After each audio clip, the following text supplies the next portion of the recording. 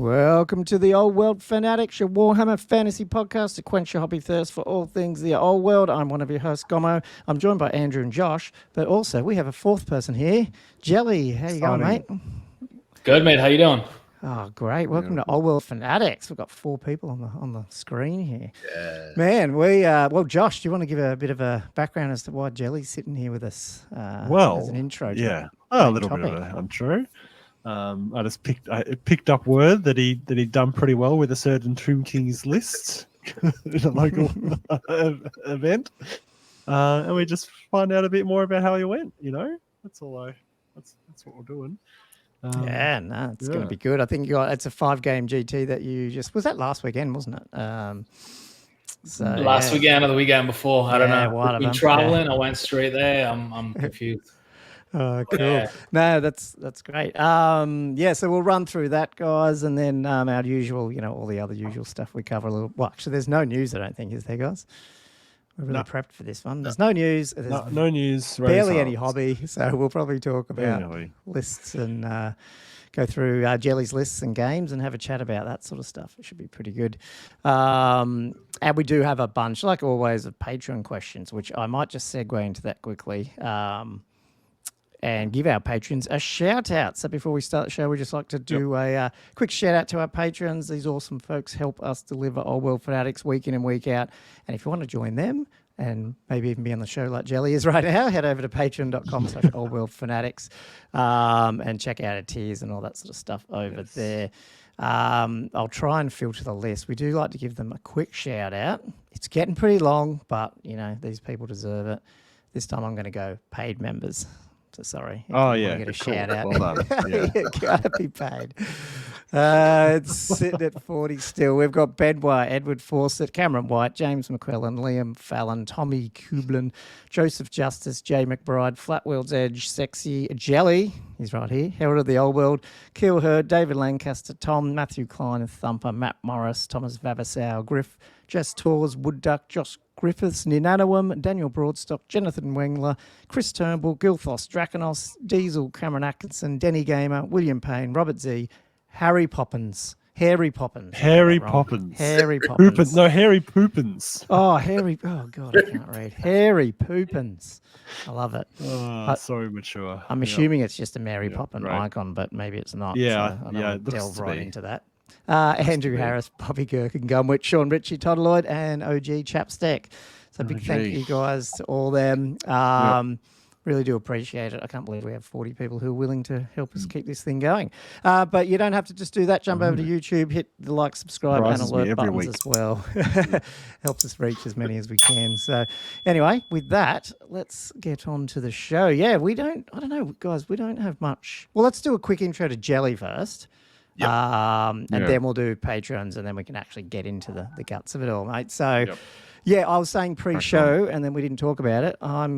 I wasn't sure. So you just played Orlando GT, but you don't sound American. So I guess give us a quick intro of how the hell where you are, who you are, and how do you play? How'd you get into this crazy old world thing that we're all loving at the moment? Yeah, so I used to play a 6th edition Warhammer back in the UK in Newcastle, North England. Oh, nice. Cool. That's where we're from. And then I heard Newcastle. I'm like, nah, it's a different one. And then I went traveling like after college and what have you, and I ended up meeting a lovely Colombian lady in Miami. Ooh, so I ended up moving over here, and then just work in the corporate world. I wanted to do a little something, I guess, to de-stress and keep my mind off just work and life. So I found a box of like old Tomb Kings, and these things were destroyed. Like it's like 20 years in a box, like absolutely destroyed. Classic. Like chariots were sideways. Like it was terrible. Oh god. Yeah. Anyway, so started building that like with my son, and just going through the whole motions, and I realized nobody played fantasy down in Miami. I guess everyone's too busy outdoors. So I finally got them built up, and then the Old World was announced, and then you guys with your podcasts and stuff like that. So I started getting into it, and then it's just kicked off since then. We're trying to build a community and in South Florida. There's currently no local gaming stores in Miami, which is a bit of a shock considering the population. What? Yeah. So we're kind of moving. We're kind of trying to create a community and just build on it. Yeah, man, that sounds really good. We've always joked about the idea that like the only way tabletop gaming exists is because it was like invented in England because no one wants to go outside. So you're probably right. Like in Miami, everyone is outside. The only thing that will help you though is that as everyone retires, they all go to Miami, don't they? So that's true. As we're all old and we all, migrate over to the hot areas. It might help us. So anyway, that sounds really good, man. Good luck with it all. Hopefully you more people hear this, hopefully, and we'll try to get it out. Cool. Well, let's get on to the Patreon questions then. Who wants to read out the first one? I haven't even looked at them, sorry. Oh, yeah. Let's do the first one. I do like the first one. Benoit has pulled up. What is the best moment you've each had in your Warhammer pasts? And that's a really open question. The best moment, that can be anything. Deep. Very deep. Very deep. I can go first because I have thought of mine. You go first then. Just to give you guys a bit of a chance to think about it. I've got a funny one. It's not even that funny, but it's that's sort of like what it would be, right? Like, so for me, it was, back when I was really young, 14, 13, and I was playing with my friend from school. And he just brought his Wood Elves. It was fifth ed, I think, and he had a Wood Elf General with a Hydra Sword. And it's a good old thing where I think it causes D6 attacks. Yeah, I was going to say something for each hit. One. Yeah. Sounds right. And we misread the card for it, so we both thought it was D6 hits and then D6 wounds for each hit. So essentially, it was like doubly multiplying. And so his Wood Elf General was like destroying my army every time we went into combat. The whole unit would just explode with each D6 hits and each wound doing D6 wounds on the unit. And it was a short battle, but it was something that to this day we still joke about. And it's just one of those crazy, absolutely ridiculous moments, I guess. I still really love. Yes, I like it. I've got a couple that are sort of similar to that one, I guess. Jelley, have you got any best moments? Yeah, I got one. I seen the question, so I was thinking about it. There's one that's always stuck with me. Is me and my buddy stayed over at his house. It's like when we're 14 or something, and he always played Dog Elves, and I was Tomb Kings back then, and he always kicked my ass, like always. And he had Shadowblade. I think it was like an elite special character assassin, like the best assassin ever, something like that. And he charged my catapult crew of 3. And he had something 7 attacks, or something ridiculous. And he missed all the weapon skill 10 against these weapon skill 2. Yeah, like ridiculous. So he missed and he failed a wound on all the attacks. Or maybe I'd done a regen save or whatever it was, right? So he didn't wound a single crew. And he only had 3 wounds. And I rolled 3 6s to hit. And I rolled 3 6s to wound. And then he fails his save. And I kill this legendary assassin with 3 catapult crew. Oh, that's a cool one. That's amazing. That is incredible. Just hearing that though, the last couple of games I've played where I've rolled like 6 1s and stuff, I'm like, oh good, that's my luck at the moment. I don't have crazy ones like that as such. There is one funny. It always comes up on an image in Facebook because I posted it when I was doing 8th edition battle reports. I was playing Daz, one of our mates, and I can't even remember what I was rolling for. I was rolling a dice for something. And it's a normal dice. I use the slightly bigger ones, but totally normal dice. And it landed on its edge, like it fully didn't roll. I don't know. I know. And his board was, it's not full felt or anything. It's just a normal gaming mat type thing. And I don't know what happened. It just perfectly balanced, like on its point. I don't know how the hell it happened. So I took a picture of it and everything. And it always reminds me every couple of years, Facebook puts it up there, this big dice that's just almost just, you go, how the hell did that happen? It shouldn't have happened. But in terms of, Josh, in terms of old stuff, I was as a teenager on the bad end of, and I might have even mentioned these things before, of is it Curse of Years back from the Undead in 5th edition, and I used to play the Slan and Lizardman and stuff. And is that? I think it was something like back then. It might have been initiative test or something like that, or I can't remember what it was. No, Or maybe I it was can't even remember. just you Fifth rolled a ed, I dice haven't and you played it died if it years. was 2 and under or something. And the amount of games my mate used to just wipe out my whole Slan and my Slan, what's called Saurus unit. Temple I Guard? used to just get shit. That fucking card came up. Like, because he'd always get the total power card as well. Just like, ugh. I threw a deck of magic cards into the ceiling fan one day just because I was it's just fucked. So, yeah, lost my temper a little bit there. But anyway, it's kind of funny. God. Pretty good. You're in much better control of your temper these days. Nah, by the look of it. yeah. I just laugh at it now. It's funny. I'll throw it in there. It's Warhammer-ish. So when I got to travel to the US and live there for a year, I didn't realize this, but one person I used to watch all the time is Bat Reps, Skaven in AZ. Just happened to be, funnily enough, in Arizona, where I went. And then when I got into over there, one of the gaming clubs, he just happened to play there as like his gaming club. And so, yeah, got to somebody I was like watching for forever. Actually got to play him a few times. So it was like, you know, a bit of a fanboy moment. I was like, oh. Yeah, you told me about this and then I forgot. Did he bat rep that, or was that after he stopped bat repping for a bit? No, it was bat rapping. He doesn't bat rap everything he plays because I think, like, obviously, as you know, the time. Yeah. So, yeah, like, played him a couple of times, but yeah, he never. Oh, so yours wasn't. Oh, damn, that would have been fun. Oh. But yeah, no, it's pretty cool. I wonder if he's back playing because I know he started to a little bit, but I don't know what he ended up doing because he was playing 9th Age for a bit, wasn't he? After that's what I was born playing, or whatever it was. Because he was playing he's playing because I think it was 8th when I was watching him, and then it was 9th Age in Arizona when I was over there. And he went from Skaven to he was running Chaos for a bit. Right. Okay, no, didn't see. I haven't actually seen him pop up videos for a while. Need some of them to come back. That's cool. Oh well. I'll read Plasmans. What is Plasman? However you say it. What is one unit from your faction that you don't feel is up to snuff and isn't a competitive pick compared to the rest of the army? How would you fix it? I hope you don't mind those sort of. Oh, that's fine. Yeah, cool. Oh well, depends on which armies, I guess. Who wants to go? Who wants to take the first one for that one? Heavy Horseman, Tomb Kings. Heavy Horseman. Took mine. That's a really good pick. Yeah. How would you fix them? Actually, make them heavy horsemen. So I mean, they used to actually be good, like in 6th, but it was kind of there was still a joke of heavy horsemen back then. They had a 4-up save because they got one for being mounted.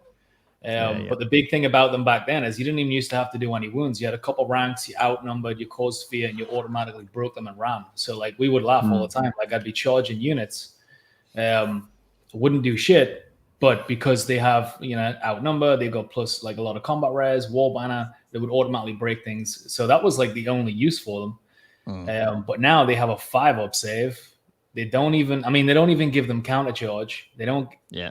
There's just so many things that are terrible with them. Like a 5-up heavy cav. It's bad.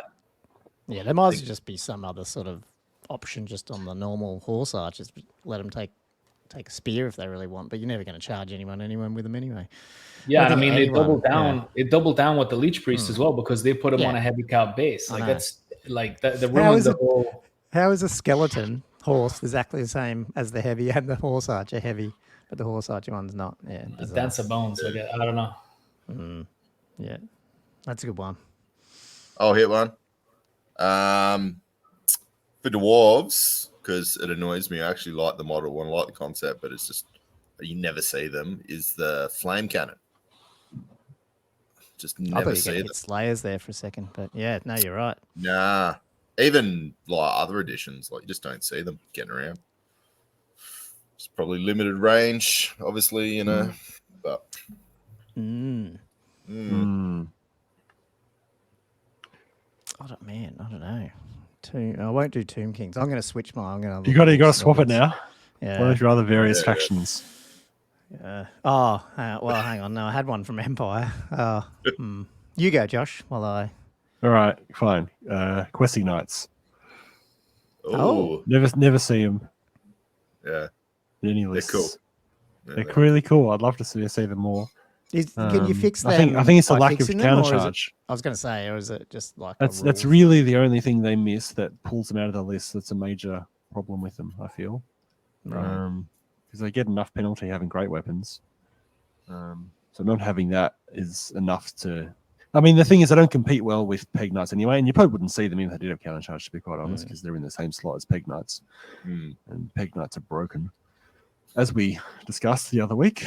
The last 2 weeks we've been talking about Peg Knights. But yeah, I would love to be able to see more Questing Knights, because I like them. I think I love the theme of them. I'd like to be able to see them more in the army lists. Now, I don't know if these are that, because I haven't played Orcs that much, but the two that I had tried to play them, I think it was in the first game, and they died, and that's probably just how I play. But I don't actually see them much in the competitive list unless you skew your list, is like the Ragnarok by itself, not as a wizard mount, which is a bit sad because I have two of them and I'd like to run them, but I think that he would just die. Those used to be good, didn't they, Nate? Yeah, the bee's We knees. often used to run them. Which is a bit sad. And I think it's just the same issue that, I mean, it's only got, I should say this, but it's only got 7 wounds and no ward, so to speak, but it doesn't fly, so it can get killed. But it's actually pretty cool because, it's got poison attacks and all that sort of stuff. Does it have a regen? No. No, so it's got nothing, really. It should have counter charge or something. That'd be cool. Counter charge and a 5-up ward. But but then the other thing that I was looking at it and then I thought, it's all these night goblin type things. You don't see squigs either. And I think that's just maybe because they fall into that whole infantry. It's a bit weird. But like normal squigs, you see the other ones, but you don't see squigs. Like a squig herd, you mean? Yeah, the squig herd. And it's a little bit too because they went back to the old school rule of, you got to have a handler. I sort of like Ninth Age where they just made it a block of squigs and it was a bit easier and you just go and kill people with it. But that one's a bit of a shame as well. But I think too, I think there is usages there. You just need to skew into it a little bit potentially. They're not really that bad. Not like heavy horsemen in the Tomb Kings. Is it just that the fanatics are so good you end up skewing probably that way, so your infantry blocks tend to be just like goblins rather than wasting them on squigs? Well, you got to take that to get them, and then you got to take characters to take them as well, and then suddenly you just run out. Cool. Who wants to read the next one? Flat World's Edge. This is actually a pretty good question. So consistent theme of the core Arcane Journal list are magic items that no sane person would take. So they offer subpar rules at higher points cost where compared to the bread and butter items already available. Do you think designers know this and are just filling up space, or do you think someone somewhere wrote the rules thinking the item's viable, but was just so focused on their brief that they never went and checked the points power parity with other existing items? Good rule. Good question, sorry. Yeah. I don't think they'd ever be just filling space. I think when they're writing these things, they would be aiming to make them viable without making them auto take and overpowered. And sometimes it is a hard balance to make about that kind of thing. But I think the problem more so is just the variety and powerfulness of the neutral, main book magic items, I think, so in I'm comparison towards that a little bit, Josh, when you brought that up the other week. In comparison, because you see that every list takes the same stuff and you're like, I also think there's probably a little bit that this has probably been developed over a long time and there's probably been different versions and then they've added other stuff, but they haven't ever fully corrected it, if you know what I mean. So that's why, sometimes you see a lot of these high-powered swords which have killing blow, but they're like 2 hands and strike last, and they're like 85 points or something. You're like, cool. What am I going to kill? I need to kill a monster. Yes, I could kill Cav with it, but it feels like maybe there was slightly different rules, and some of those might have been better under different situations, and it's just a big complex game. Probably it's a bit hard to always go back and fix them. I think there's a bit of themeness too, surely a bit of fluffiness on some of those high-powered ones. I mean, I feel like the common magic items should really be building blocks, relatively simple things that then sort of build on for the more special and specific magic items that you'd be taking in the army lists. And that's where your theme comes too. It's from the army list magic items, like if you're taking all these common magic items, it's really not giving your army much of a theme, I think, because it's all neutrally named stuff that doesn't really give a narrative in the same way as something specific to your book. What do you think, Jelley? Yeah, no, I agree. I mean, I think like the common items, it used to just be like +1 strength, plus whatever initiative, plus 2 attacks, or whatever it is. Like it used to be pretty basic, but now, I mean, you got the Ogre Blade, 65 points. It just mauls people. Like it's so efficient compared to like the actual army book, like magic items, weapons. It's ridiculous. Yeah. It's pretty much. Is it just a problem? It's an auto take that one with the Ogre Blade? Like if it wasn't for that item, do you think? I think that was 100 points. It oppressive? Would be, Yeah. So then you're giving up the talisman of protection. No, exactly. That's the thing. You're not giving up any. Worst case, you're giving up not having double reward regen. That's the worst case. Yeah. But which, when you're sitting on a 9 or 10 wound dragon, you don't overly care about either. So I don't know. Yeah. I mean, having one ward only would help. Yeah. Should we do Flat World Edge alternative question? He sneaks in a second one. Why not? Regarding the Warriors duel for Wolves of the Sea, a lot of discussion online about builds, how to build them. Yet the Wolves player gets to choose whether they fight or not, usually having seen your list. Playing a Chaos Grand Army, a Chosen Warrior Champion of Khorne with Taskmaster's Scourge end up looking dominant in challenges, 5 attacks, etc. But then the Wolves player presumably either skips the duel or leaves with a heap of points invested for a challenge that never comes, or knows their cunningly contrived build can take you and issues the duel challenge knowing they'll gobble up a ton with your points. Was there a question there? That was just the end. Probably not. But I guess in general, I guess the question is that just annoying or not? Yeah. I think he's asking what the strategy would be. Yeah. I mean, the issue here is there's probably a difference again if you're playing for a tournament where you're going to play 5 games that you don't actually know ahead of time who you're going to play versus if you're always going to play your mate who's playing it. I think the thing with this rule is it's one of those really cool, quite fluffy rules where everyone is losing their mind in a competitive sense, but I feel like it should just be part of the game. Like it's just a really fun thing to do, Yeah. And it's not like a whole bunch of different armies have it. I don't think there's obligation to build for it because you've only got one arcane journal in one faction that can actually do it. And it's really just about who goes first ultimately, which is it's not make or break. Usually just rolling a dice anyway, and if you go second, you go second. So and you get to rip that. I think Chaos it's one and you one verbally across the table if he's too wussy to put up his Chaos Warrior or whatever. As it like, come on, he's lost straight away. Like I would, come on, I've psyched you out. Yeah.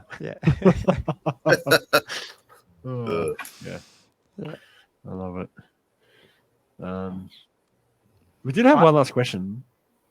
And I don't even know the rules for this, so I wasn't. Do you think it's intentional that you can have 2 Skin Wolf effects in play at the same time? I can't remember. I remember we went through it in that article, but now I only just got the book today, so I haven't actually totally. Oh, you've got the book? Yeah, I don't. Yeah. Do you know much about that, Jelley? Not at all. I thought it was just one effect that you could get. Now I can't remember. Me too. I know each time you used to. You get to choose at every combat, like each turn, don't you? But I can't remember. Yeah, I assumed that was it, but obviously we've all misread it. In that it's something that could be just vamp, and I'll find it. Do you know what's funny? It's probably I'm probably gonna. Well, I don't know. Something. What? I'm going to bring it up because it's funny. Well, I was listening to Mountain Miniatures play that army yesterday, and I had it on the background. They're going through the army list, and he took 4 Skin Wolves. Which is all I heard out of the corner of my eyes. But what the? Oh god, that's an unfortunate number of figures. Yes. But anyway. Oh, right. Sorry. No, I didn't actually. I'm not immature enough to actually get that joke. The first pass. Sorry, that was just That funny. is very ridiculous. I got it straight away. I got like a 12-year-old's brain. Yeah. 12-year-old's maturity. Where's this? What did she chosen during? She's one But of you the missed the following. rules, eh, Gama? Yeah. Oh, You've got hang it on. there. Come on. Tell us. Okay. Well, How maybe was it this is why. phrased? When this unit's combat is chosen during step 1.1 of any choose and fight combat subphase, so your turn and their turn. Mm-hmm. That's what that means, doesn't it? Right? Yeah, Each any and phase, then yeah. blah blah blah. Choose one of the three. But then the second line is each transfiguration lasts until your next start of turn subphase. Ooh. Mm. Oh, yeah. That's not the intention, but that's a rules as written. So yes, if you That's get that's to a go, misprint for sure. yeah, if you're fighting on if you charge, then technically the second combat you've got two of them up. Wait, so when you say selected during any combat phase, would you be your opponent be selecting him, or wouldn't they be selecting their unit? You know what I mean? Like, does that selection also occur during the opponent's combat phase? Well, yeah, because it says when this unit's combat is chosen during step 1.1 the of any unit's choose combat. and Yeah, fight okay. combat Yeah. subphase. Yeah. Yep. There you go. Yeah. That'll Rules be as FAQ. written. Yeah. Yeah. There you go. Having said that, so if you took that as a real rule, and I wouldn't be surprised sometimes if Games Workshop go, yeah, that's how we wanted it. Because they're getting more psycho or something. I don't know. Yeah. If that's the case, let me just remind you of them. Their AP's increased by 1, armor bane 2, and then another one's extra attack +1, and another one is toughness increased by 1, and its armor value by 2.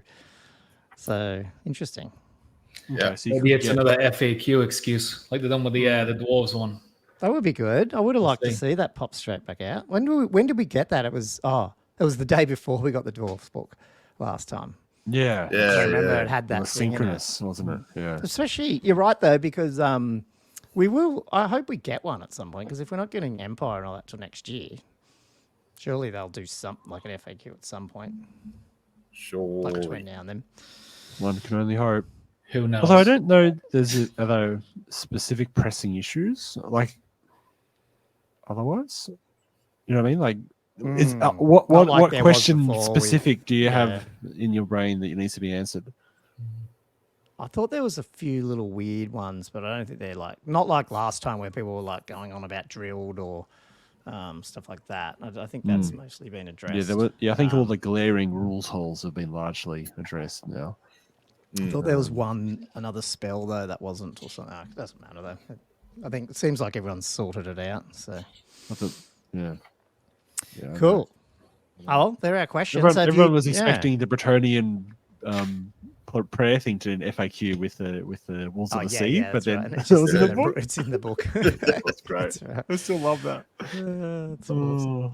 Oh. Anyway, before we Yeah. get on to chatting games with Jelley, let's just has anyone squished any hobby in? Because we actually recorded a day late last week so we probably haven't done a heap. Andrew and I got a game in, so we've got some pics of that, and we can chat a little bit about that. Oh yeah, nice. I mean, I have been doing large amounts of prep for the campaign that's starting this Sunday. Finally. Wow. Finally starting. And I do have a battle. I didn't really. What happened was I was trying to. I ended up playtesting the ambush scenario because I had it at quite a high. The ambushed army was like all 3 lists, and the ambushes are only 1. I had a question like, is that too much points on the ambush side? Because it's like 2,500 versus 1,200. I'm like, maybe. We'll see how we go. But then I was like, I couldn't help but finally get around to playtesting it because I've been meaning to playtest it and I just hadn't. Anyway, so I pulled out my Bretts and my cult and tried to ambush the Bretts with a cult. And they got absolutely like a solo hammered. game type thing. Yeah, last night. I used to play that. Did that all the time as a kid. Did you? Oh, I've never done it, but I had to because I had to go. Like, is this viable? Like, how is this? Because I had to it was hard to. Sometimes you just got to pull the minis out and play test these things. and they had no chance. Like the Peg Knights were disastrous because they're just suddenly just going any direction. They were flank charging stuff, and the chaff you get, because I was thinking you'd be able to have a second, like charging, like second turn before anything's really moved as an ambusher, but you get chaff in the way, and then the full army's got all this magic dominance as well that I hadn't really thought about, and I was like, oh man, this is actually pretty brutal. so I dropped it right back. So it's just the two smaller lists of the campaign works much better. Is that what's happening first, or no? You don't know what happens first. Basically, everyone just does a battle. It depends. I don't know. I don't know. Depends what they are. Depends what they roll with the engagement. It's all up in the air. Subtly, I was looking forward to see one or two little test paint prints of your hex things. Yeah, so no paint's gone on them yet. No paint on them yet, guys. Okay. I've been too busy trying to get all the mercenaries and NPCs put together. Which I'll be priming tomorrow. If I have time tomorrow afternoon, I'll finally get some paint. But I also need to get some color on the little flaggy things that go in the tiles. Yeah.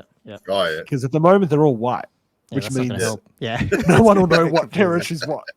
Just a disaster. So at least get some color on each of those little flaggy things. Yeah. And I need to do quite a few of them because I don't know how many people are going to be there, but at least get 10 or 12 sets, of like maybe 3 or 4 flags. So I'll do that. So I'm going to actually, maybe I'm thinking of airbrushing them. So I remember you asking me the other day about what ambush paint. I did actually buy some Liquitex ink of the primary colors. Red, yellow, blue, white, and black. So I think I'm just going to put them through the airbrush and just hit each flag and just hopefully just go and just get color on them. Pretty quick, and just be able to mix mine, like primary colors, mix some green, purple, orange, and stuff like that. But yeah, I'm still not brave enough to try out the airbrush. Still not done it. Have you got one? You got one, or you just no? But I mean, I can get them on Amazon the same day. Yeah. I keep looking at them, putting them in a cart, and I'm like, nah. And then the 3D pull print mine that back you guys out. are doing, like, nah. I just could. Nah. Like hobby freeze. Yeah, it's. I don't know. I'm just getting up to Josh's level of at least using them for undercoats and zenithols and stuff. Oh right, yeah. My level is not very high. Yeah, I was going to say even that Josh's will level help. Well, that would, I think, help some things. Just in terms of rather than just going through a million spray cans and stuff. Plus, you can be a little bit. That's why I bought it, to be honest, because I got sick of the spray cans. Yeah. You just go through so many. And I think like shields and that as well. Like just that's the main one I want to get it for because I got I think like 200 shields that I need to get done. Yeah. Whoa. And as in undercoating or like coloring, you mean? Both probably. Oh, okay. Yeah, get them a base coat and then just spray them blue, see what happens, see what it looks like. Is that the scat? I couldn't see that. That was blurry. But was that the the skeleton bag of tiny shields? Yeah. The only problem with the airbrush I find with those little pieces, if they're not attached to something, they just blow away. Yeah. I've been wearing a glove though, and just holding it there and just holding it. But, which means you got to do tiny piece at a time, right? You can't just have them laid true. out. I mean, you're right. I was doing the scenery. I'll put them on a stick with a double-sided tape, and then I'm just gonna blast them like that. I put some better. Yeah, well, for my undercoating, which I'll use, same thing, is I've got like 2. I think they were plant stakes, so they're rectangular, like they're squarish shape. But rather than I was using double-sided tape, and then I went, well, hang on, all my figures are magnetized, so I've just run the mag flex up it, and then that way, when I've magnetized the guys, I just stick them on there, and then I can spray them, and they don't fall off. They're pretty good. Yeah, so that's a bit of a tip. Cool. Well, did you do anything else, Josh, or was that was your hobby? That's it. Cool. Well, we just did. It's probably worth having a quick shout out. I mean, obviously we had a quick YouTube video if people want to see our battle. Andrew and I played Tomb Kings versus High Elves, but I'll just give Messiah Brewery a shout out in Newcastle, Australia, that is. Because they're doing right. Thursday night gaming night. That's what you were talking about last week. Yep. Yeah, it was pretty good, and everyone was so nice. Hey, Andrew, about our setup. They were like all over because everything was pretty much painted, and it was all that's so sort of took the pretty. good stuff. Yeah. What do you mean everyone? You mean like the bar flyers? Is that what you're saying? Like Nah. The people who were just there, randoms? plus some of the staff, but mostly the people that were there, just the people playing the Just other randoms? games. There was I don't know what they other gamers. They weren't just like Yeah, we're sort of lovely. we are out the back. Other you nerds, are yeah. in your own sort of Yeah, protected area, so that it doesn't scare off the patrons. Nerds, yes. Yeah. But because there was like a couple of kill teams, and there was like a few 40k games and heresy games, and some like a D&D campaign kicked off and stuff. But it is interesting. I don't think it's totally reflective of the hobbies, different game systems, but I do feel like you'll see I feel like you see a lot more unpainted stuff in 40k. It's a little bit more meta driven, and people just throwing stuff down, whereas I reckon old world tends to end up being with people who are getting their army painted up, so to speak. I don't know if you guys find that or not, but I mean, it's hard to tell with the old world so far. Like some of the tournaments has been mostly unpainted, but it's been early days. Restarted the whole game, and hopefully that does improve. Yeah, and I also think I don't know what it is, but even on a bad fantasy table, the actual table and scenery looks to me better. Not heresy. Some people do a really good heresy table, so don't shoot the messenger here. But I think some of the 40k ones sometimes look a bit bland because they're all the same layout. Generally, they're just all those L-shaped things everywhere. Yeah. Yeah.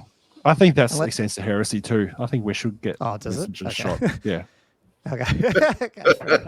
Strong opinions. Yeah. But anyway, cool. Yeah, so we did that and had a game, and I mean, it might be a good segue at some point to Jelley's list. But yeah, I took sort of my castle assault list. Slightly you've taken the poison block, yeah? Yeah, took the poison block. Here we go. This whole episode is going to be about this massive poison block, I feel. Yeah. Well, mine's small compared to Jelley's, so yeah. Well, you got 42? Yeah, I got 42. But yeah, no, it went good for the Tomb Kings this time, so that was probably not good for Andrew. But yeah, they're just yeah. But I mean, you were into me turn 2 though, obviously, so that was still a bit scary. But yeah, just they got was it 5 wounds or 4 wounds through on the dragon in one turn, and then I got another one with magic missiles, and that really hurt him. Was this Moab practice? Well, probably, but I didn't realise it was a 2250 game list. I took a 2K list, and so did Andrew, but I didn't realise he had to carve it back. Oh, right. 2K is talk kind about of that. Well, I was expecting 2K. It didn't. Okay, yeah, fair enough. It didn't bother me. It's Sorry, just I thought you turned up 2250. No, but now it was after when he said, "Oh, can we get a game in at 2250?" I went, "Oh shit, we should have done that." Sorry. Yeah. Anyway, sorry. Continue with the. Yeah. Oh, we won't go through the whole battle report, but I mean, is there anything, Andrew, about you did make some changes? Well, it's not so much changes. It's a different list slightly, isn't it? What you're going to take to Moab, but you are taking Moab. It just highlighted that the Reavers just aren't good. Just compared to is it the Dark Elf? Are they Dark Shades? They're pretty good, and the Wood Elf, the Glade Riders, they're just so much better, I think. So yeah, I got rid of, I think, 2 units that I was going to run, and put some chariots in there instead, just the Reaver chariots. So I think that'll be better. You still get that lion chariot though, hey, as well. Did I see that? Yeah, I still got the lion chariot. But yeah, just because I want a little bit of shooting, but the amount of shooting you just get out of those the riders, just it's not really worth it. And they've only got a 6-up save. They're quite points heavy as well, and they get melted by Yeah, 6-up save. I mean, 6-up saves skeleton slash T3 6-up save, and you can't get that. But how much are they? Yeah, because they're paying for elven stats, what they're never going to use, aren't they? generally. Yeah, well, that's it. It's just like the other elf options just seem so much better. You know, they got like a 5-up save, or they got like just their shooting weapons just a little bit better. Or Yeah, right. Mm. So you're not going to do a Anyway. massive block of scouting reavers? 20 If you've got- reavers in a scouting block? yeah, well, if you got a sweet little hero in there, it could be all right. You know, Yeah. but by himself, probably not. Yeah. I got some questions for Jelley because I'm quite interested to see. We'll get into it later, but his thoughts on big blocks of archers in general without poison and their viability. What he thinks about that and how that would work. I don't know. I just think it really works with the Tomb Kings because it's nobody wants to get into that big block. Whereas like a big block of another army, I mean, someone's just going to charge them, break them, one beat down combat, and you know, it's game over. Whereas the archers, like you're looking at a block of 50, you got to chew through 50. You know, they're not going anywhere. So it's such a deterrent in itself. Like you throw in the stand and shoot, the fact you can res them back. Like whoever you charge in there is just going to be stuck, and you're going to be open to a flank attack from a Necro Sphinx, a Tomb King, or the Necro Sphinx and Tomb King is going to be flying around and chopping up the rest of the army while your guys just stamping on skeletons, you know? So I really think it is like a niche thing that works. I mean, I'm sure it could in other, you know, other specific units, but like as a general rule, I don't think so. Yeah, I mean, the only other one I thought of is the that's about goblins. it. Yeah. But then it'd be cool if somehow, and I don't know if you could get like 2 poison blocks out of them, but I don't think you can. Unless is there a spell that does it? There's a spell that does it in, am I right? Was there a spell that gives you poison? Can't remember. For goblins or orc goblins? Yeah, not sure. Was it a magic? Dunno. I can't. Because You got the there's goblin something banner. I thought that Banner or gave something. you poison if you already had poison, and then it went to a 5-up. But the only thing that you can really, I think it might be in the troll one or something. I where feel it's like that might be a troll thing. Yeah. because the Or only by one you mixing can up that really with use regen. that is the like bloody forest riders, so it doesn't really help. But yeah, because that would be interesting because you'd probably want to start. You'll probably see people taking more, obviously, 30 units of night goblins. So then, to take 3 fanatics, then you start going, well, okay, well, if I take 2 30 units, so is there any way I could get 2 poisons out of that? Yeah, And 60 shots going at someone that gets slightly more useful. Yeah. Well, yeah, no, we can get into your list. Is there any other hobby, though? The only other hobby I did was start pulling apart and rebasing some orcs. So I keep changing because I think I was talking about Empire last week. So I printed out a bunch of Empire stuff, but I was just like, I want to get another army up that's all rebased. And when I had a look at my orcs, I'm like, slightly closer. It's really just some war machines and then painting some boar boys. Yeah, and finish my wyvern, like actually painting. So I'm like, that's probably closer, and I'll at least have some orcs to play around with as well. That's properly based, So I think I'll just get that out of the way. And then keep printing some outriders, and I'm having issues with a couple of horses, which I need to reprint. Oh, did you manage to get them printed or not? Or... No, I haven't reprinted them yet. So I haven't tried again. Okay, yeah. Try again with the bigger supports. But I mean, I've got 8 or something, and I did mirror it. So it's that mirror thing. Wow, it's so not smart, but I didn't think about it. So it looks so much better. I reprinted one of my Pegasus because I'm like, might as well make him slightly different. Might as well. Yeah. So dumb. I just Incredible didn't think of variety. doing that. Should have done that with my dwarfs. But anyway, it is what it is. Yeah. You learn. Wait, so because you got the Arcane Journal today as well, that arrived. Any plans in that regard? I think so, but I just don't want to. I don't want to. It hasn't really. I thought I'd get attached to do it, Gods of Chaos are just whispering. It just hasn't. And then I'm like, well, I might as well just get. If anything, Empire still are pulling me in. So I'm like, well, why don't I get Orcs done, get my Empire done, and by the time the Empire come out, resist the Chaos I'll be ready to play Empire because I would have played them and B, they're all on the right basis. So nice. I'm impressed. Well done.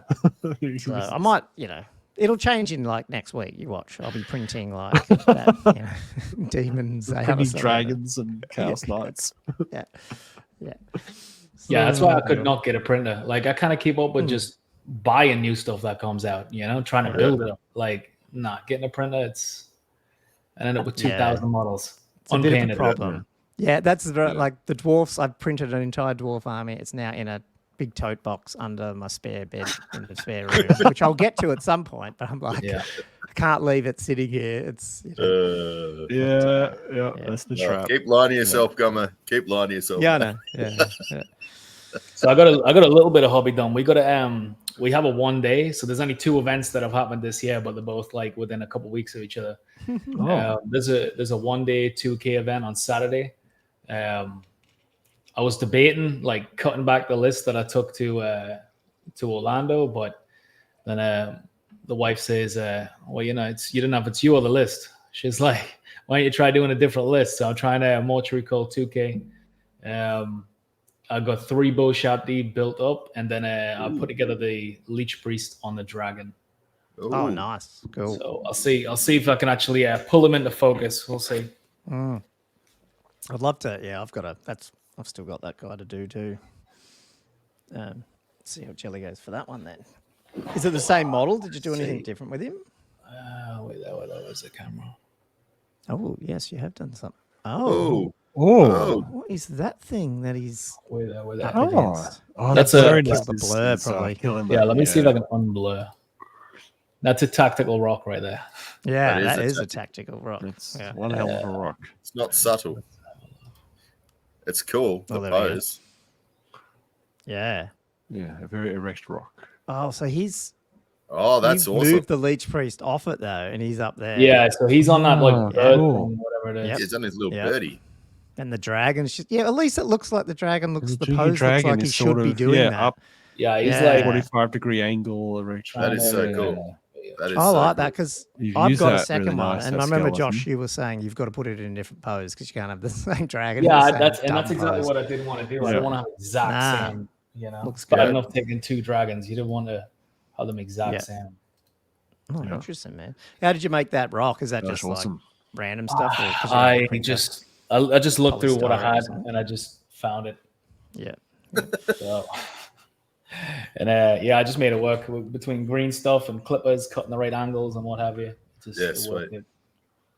Looks good, man. Oh well, do you want to get to some hobby? Do you want not hobby gaming? Let's talk about this 5-gamer that you just played and your list and stuff, and obviously go through your games, but it'd be good to have a bit of a chat about your, what you were doing with the list and what was the, did you end up playing the way you thought the list would play and all that sort of stuff too? Because as soon as I checked out your list this afternoon, I was messaging these guys going, oh, that's so smart because I don't know, we'll get to it, but I've complained with my list about something and I'm like, I reckon you've solved it with the way you built that list. Cool. So we'll see. I don't want to say anything because I want to see how you played it to see if I'm even in the ballpark, given that I don't win games. Well, it was 2,250 points. So that's like this is the first 2250 list that I've put together and played actually. So really, honestly, the only difference between the regular 2K list was I got to add an extra Necrosphinx and an extra Chariot. Should I just run through it like top to bottom? Yeah, just run through it. All right, so I've got Tomb King on a dragon. He's got the Talisman of Protection. He's got the Armor of the Ages. And I give him the Potion of Toughness as well. Then I've got the High Priest, level 4, Ruby Ring of Ruin, and Illusion. And then I've got the Royal Herald. He has the Banner of the Desert Winds. And he has the Amulet of the Serpent. So the Amulet of the Serpent is the one with the poison attacks. And Banner of the Desert Wind actually comes in really handy. It gives you that Vanguard move, 4 inches, and it also gives you a reserve move. Yep. And then the last hero is a level 2 Mortuary Priest with Lore Familiar and Elementalism. So the core is 50 Skeleton Archers with a Champion Standard Bearer. Yeah, I mean, you got 40. I mean, there's so much of the list. Like you have Go to big tweak or go around it, home, you might as well just slap on the 50. I mean, Yeah. Why not? Big 5-0. and it's still only 260 points. Like, Yeah. I don't think that's much at all. Like, Well, that's why we're joking No, ages it's ago. I not. remember saying we can fit 140 skeletons or something that'd be funny. and then 39 skeleton warriors. So they have light armor shields. They have a war banner, and they've got the Nehekara and Phalanx. So they don't give ground after the combat. Got the skeleton chariot in there. Then I got 3 scorpions. 2 of them are in ambush. So it just gives me the option if, depending on drops and depending on what armies coming at me. For instance, if someone's just doing a full send, I can just start them off on the board. I get that Vanguard, and it just creates like a buffer zone for me, rather than having them just appear randomly and not being able to charge. Yep. And then 2 Necro Sphinxes and a casket. So that's the muscle and the synergy in the rare section right there. Yeah, that is good. And no, I like it. So, before we get onto the games, then, the big difference I'll talk about what I just was mentioning there is like one of the things I found with my list, because it was sort of similar. I was playing the double casket and all that sort of stuff, and a fairly big poison block. But I had like 2. What did I have? Like 2 units of horse archers, 2 chariots, and 2 something else. Can't remember what it is. Oh, it's 2 scorpions probably. And another little unit of skeleton archers, and I felt like I was always losing them all because that's the only chaff I had. And which is fine. You lose the chaff, but you can't keep it because you can't run away, you can't flee, you can't do all that stuff. And I don't know if I'd love to know. Like my prediction was maybe that big spear block could actually be used a little bit like that as well, in terms of like, well, I don't give a shit what charges me because you're so be stuck there anyway. Exactly. So the chaff I found for the Tomb Kings, obviously I have to like play test them, whatever. Like it just doesn't work because you have no options. Well, I'm gonna stand and shoot with me 5 bows hitting on 5s. Like it's kind of useless. It's fun with the reserve move and all the rest of it, like early on, and then when you thought you can put your Leech Priest in there, but then once that got ruled out, like every single game I was just getting picked away. And then half of the strength of like the Tomb Kings is the fact that you can res them back. But if your 5-man block's getting wiped out, either you take a really big block, and then as soon as that gets caught, you're down a lot of points, or you're just constantly giving up points.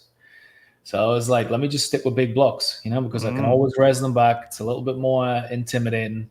And then nobody wants to go into the unit of 40 spears with the phalanx. But they do, like the eyes start to get wider when I put the Hierophant in there on foot with no protection. So it's kind of like nobody standalone would touch it, but you put the Hierophant in there and everyone's like, ooh, I can get the Hierophant.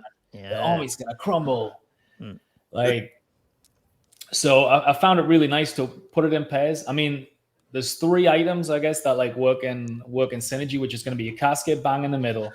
It's going to be your block here, the spear block with the Hierophant, and then your level 2 and your VSB and the archer block to the right. So you're keeping it within 12 inches of the casket, so you're getting your +1 to cast. +1s, yep.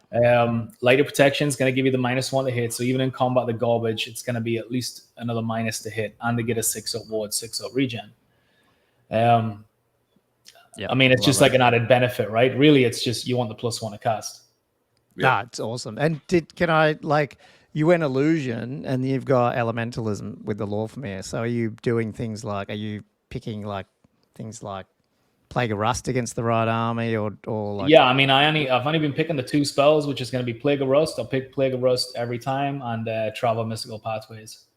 Right, cool. And it's been working out really nice between the Vanguard and Reserve move. I can move them 12 inches in 1 turn, and I have a 24-inch reach. So they're fairly immobile skeletons, but like you start doing that. And then if you get Travel Mystical Pathways in there, you can put them anywhere within 12 inches. And the kicker actually I've found with the archers is it's open order. So you got this big dirty block. You're going to move it, then you get your pivot. Then you're going to move, then you get your pivot. So it's actually really maneuverable. No, I like it. And what about illusion? What are you doing with that? Is that illusion? I mean, I feel like I need the Law Familiar because I really need Travel Mystical Pathways and Plague of Rust, like for that big, the big behemoth or whatever. But Illusion, I'm just hoping to get Column of Crystal, and I'm hoping to get Miasmic Barrage. Yeah, okay. Yeah. That's it. Cool. It's pretty much what I was saying. Yeah. Yeah, anything Awesome. else, anything else is a bonus, and you just gotta figure it out. Yeah. Yeah. Wow. It's cool. Okay, well, it obviously, well, I mean, we won't spoil the lead. How'd you go with your, your five So it games? actually, Who'd you play and all I was that? surprised at like how the game played out. On the whole, people weren't too aggressive. Like I was expecting to just get rammed up the middle and then, try and pick them off and come in on the flanks or something like that. Just like trying to keep them out of trouble and survive. But yeah, it was pretty safe. Like nobody wanted any of it. And I tried to keep them busy on the flanks or what have you, or at least with the king and the Sphinxes. So they were actually pretty safe. I mean, there was a couple of games where they were in trouble, not in trouble, but like they were threatened.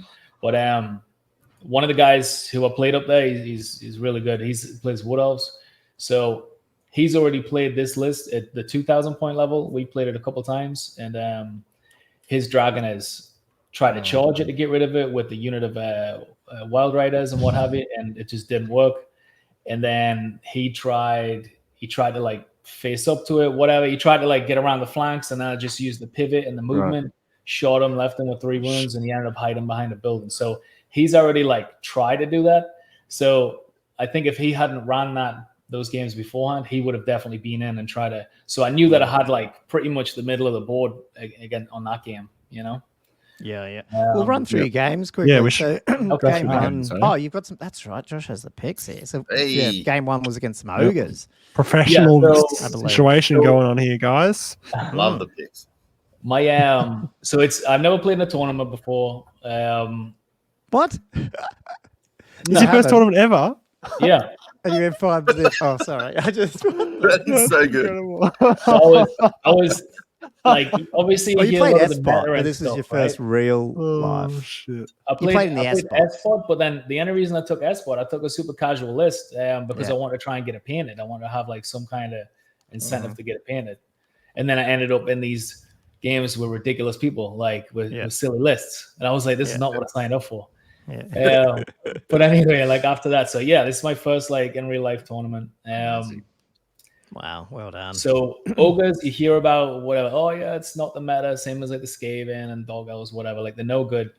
But then I got paired up against them first game. I was like, all right, cool. I couldn't have got that's like the best matchup I could have got. Yeah. With that being said, like when I'm looking at them across the table, I'm like, they're all strength 6. They got -2 AP, 3 attacks apiece. Like I'm like, actually, they seem a lot scarier when they're across the table. And I'm like, if I lose the first game of my of playing and it's against ogres, like I don't know what I'm gonna do. Anyway, so I was already sweating a little bit. So deployment, obviously, he has no range. So I'll put the casket on the hill. If you're playing, or whatever, just so casket on the hill in the middle. Spears on the left with the Hierophant. I don't think I'll put him in there. Spears on the left, and then I've got the archers on the right. So the archers use that Vanguard move, get up that 4 inches. The Scorpion use the Vanguard move. I put a Sphinx on the right just to have a threat there, just to break up that whole middle send. And then I put the King in the middle because I figured there was no way I'm shooting down all these ogres before they get there. So the thing, the general complaint with this this tournament was that there was a lot of terrain. So there was typically that's a good amount of terrain there. 8 pieces of terrain, give or take. So it was very hard. It was very hard to maneuver. And the guy's like, "Listen, I'm used to playing skirmish games, so that's I'll adjust it next time." Yeah. I think it's all right. I don't think anything wrong with that. Sometimes it's nice to have some terrain to have to deal with, But this is interesting because there are some big pieces. Yeah. There are some pretty big pieces, I must admit. But I mean, but in as a Jelley's number is defense, okay. If you guys remember, I was talking to you guys about this, going, I really want to talk to Jelley about this result because I struggled with you're way better at moving this unit and getting it up, so that's great. Like, that was the issue with me. But I struggled with a castle, the amount of terrain and getting them in a position where it could even shoot anything, which was what I was struggling with. So I was wondering how much terrain was on the boards that you were playing, but that's really good to know that. Yeah. Man, when you can move them like you can move them, it probably didn't really matter. Yeah, no, it was. I mean, I think it was fine. It was a little restrictive, mainly on the big skeleton spear block, honestly, because they didn't get the reserve move and they didn't have travel mystical, so they were a bigger struggle. But I just put them in the way. All right, so I actually got a turn 1, so I just moved up. The Scorpion a little bit more to block the way. I don't know if it's maybe a next picture. And you're ambushing your other two? Is that what you're doing in this game? Yeah, so the other two are ambushed. Yep. So I just pulled up the Scorpion, flew the Sphinx around the flank. I put the Dragon right in the middle because, like I said, I was a little bit nervous about, if there's a full send with all these ogres, I have nothing really that's going to stop them. And the big Tenderizer Behemoth in the background, like he was still out of range. Yeah. So I didn't want to overextend the Archer block, just try and like pip a shot at him. I mean, if he wants to do anything, he's gonna have to come closer anyway. Yeah. So I ended up charging the Scorpion. I guess he went. I don't know why these pictures are, but anyway, I ended up charging the Scorpion into the ogres. Yeah. Now, if you go back, you can click on the bottom. You can probably change these as well. By the way, just mouse over the photo. So, like the Scorpion, I wanted to charge in. I figured, whatever, if I get a kill and blow, whatever, then that's fine. It's a bonus. But really, I wanted to put the king there, and I wanted to get rid of that little 4-man wall of ogres. So I wanted to possibly have them overrun right into the dragon. And then if I can have that cavalry unit focus on the dragon as well, then I can do some, the dragon's going to eat it. I'm not really worried about the dragon unless it's like another dragon or something like that. And then I would just countercharge with the Sphinx. So yeah, that was turn 1, and that's pretty much exactly what happened. They killed the Scorpion. I didn't get any kill and blows or anything, and they overran right into the flank of the dragon.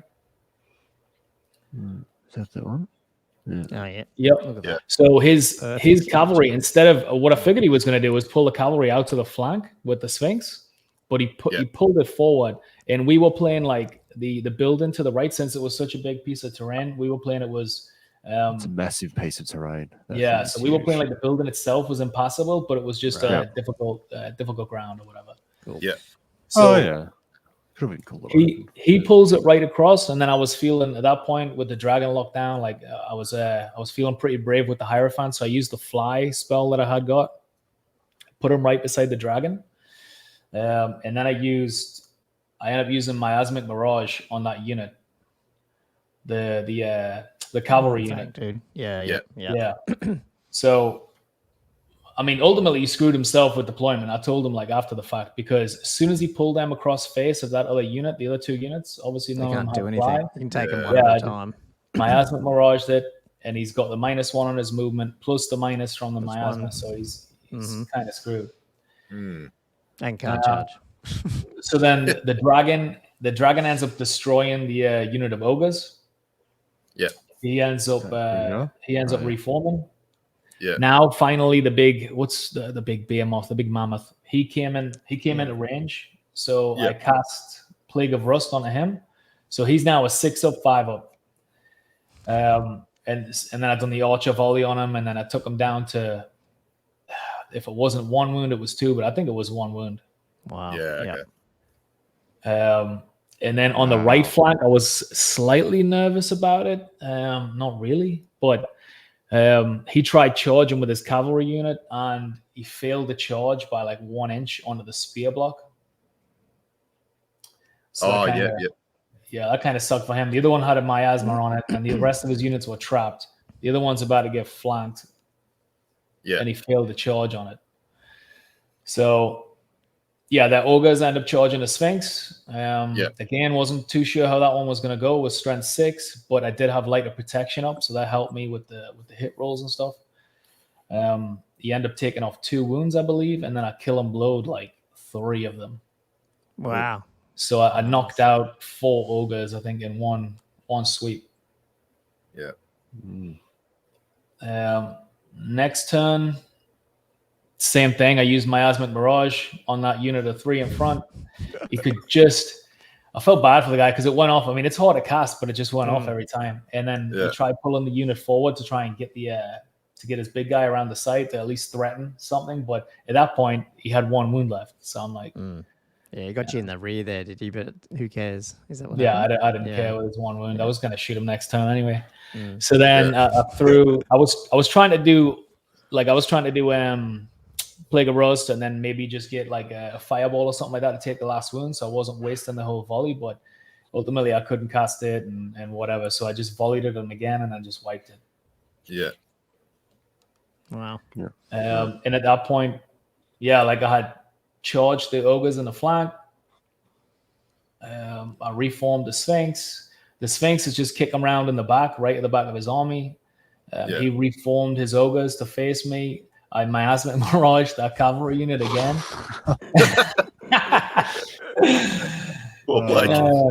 Yeah, I just kept having pop shots, and I mean the archer block is a lot less effective when it can't fire in every single rank and it doesn't have Plague of Rust off. It's so much less effective, and it's not worth me putting Plague of Rust on for miasmic mirage because all my guys are wrapping up what they're doing on the left side, so I'm just going to bring them across and probably hit them in the flank anyway. Yeah. Yeah, so then I failed to get a miasmic mirage off, and then that's when I end up charging with the king and the Sphinx. I think I tried. Nah, I couldn't see through the forest. I think that's what it was. But yeah, so I ended up getting the charge in the flank with the king, and I didn't even want to send the Sphinx in because the king can just eat that on the flank. You know, just send the Sphinx in. He's lost 3 wounds already.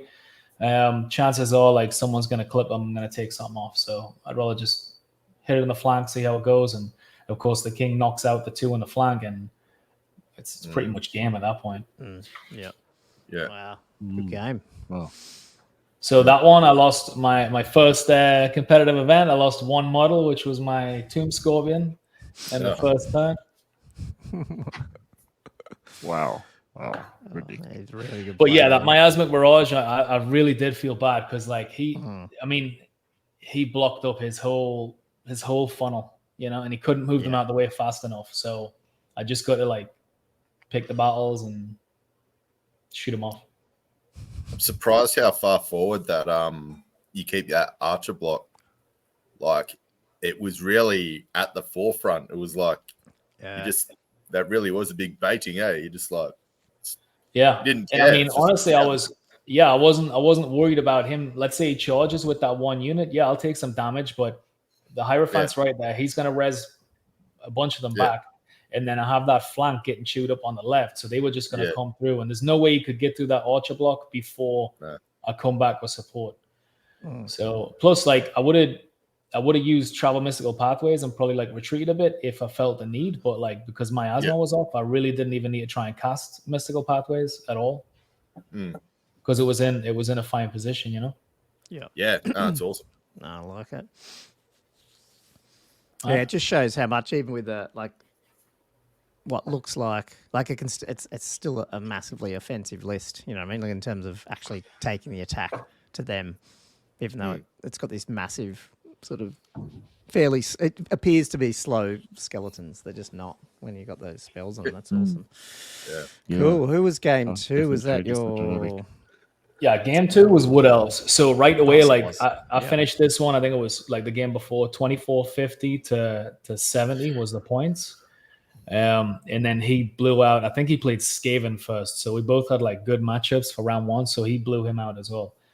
So I was like, of course, I'm playing Wood Elves with 3 sisters, and you know the dragon that you can't hit. Yeah, it's good list. Yeah, so I was like, all right, let's get the nasties out the way. Mobile.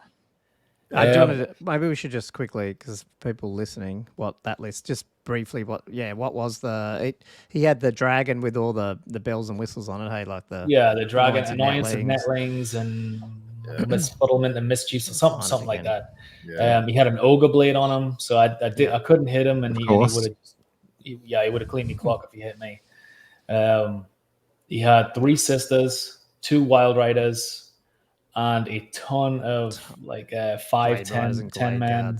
Then he had the level 4 mage with the oaken stave. So that's a really good dispel item. 27 inches, I think it is, if you're within 3 inches of a wood, and you have to roll 3 dice. So it's really hard to get off your spells when you're in range. Yeah, right. Than the old Three Sisters. So before we had played, I was like, "Oh, you're gonna be the douchebag with the Pillars of Fire, right?" He's like, "No, that's not my style. That's not my style." So we looked across the table, and it was like, "Oh, what'd you do?" "Oh, 2450." And he's like, "I'm bringing Pillars of Fire." I was like, "Of course you are."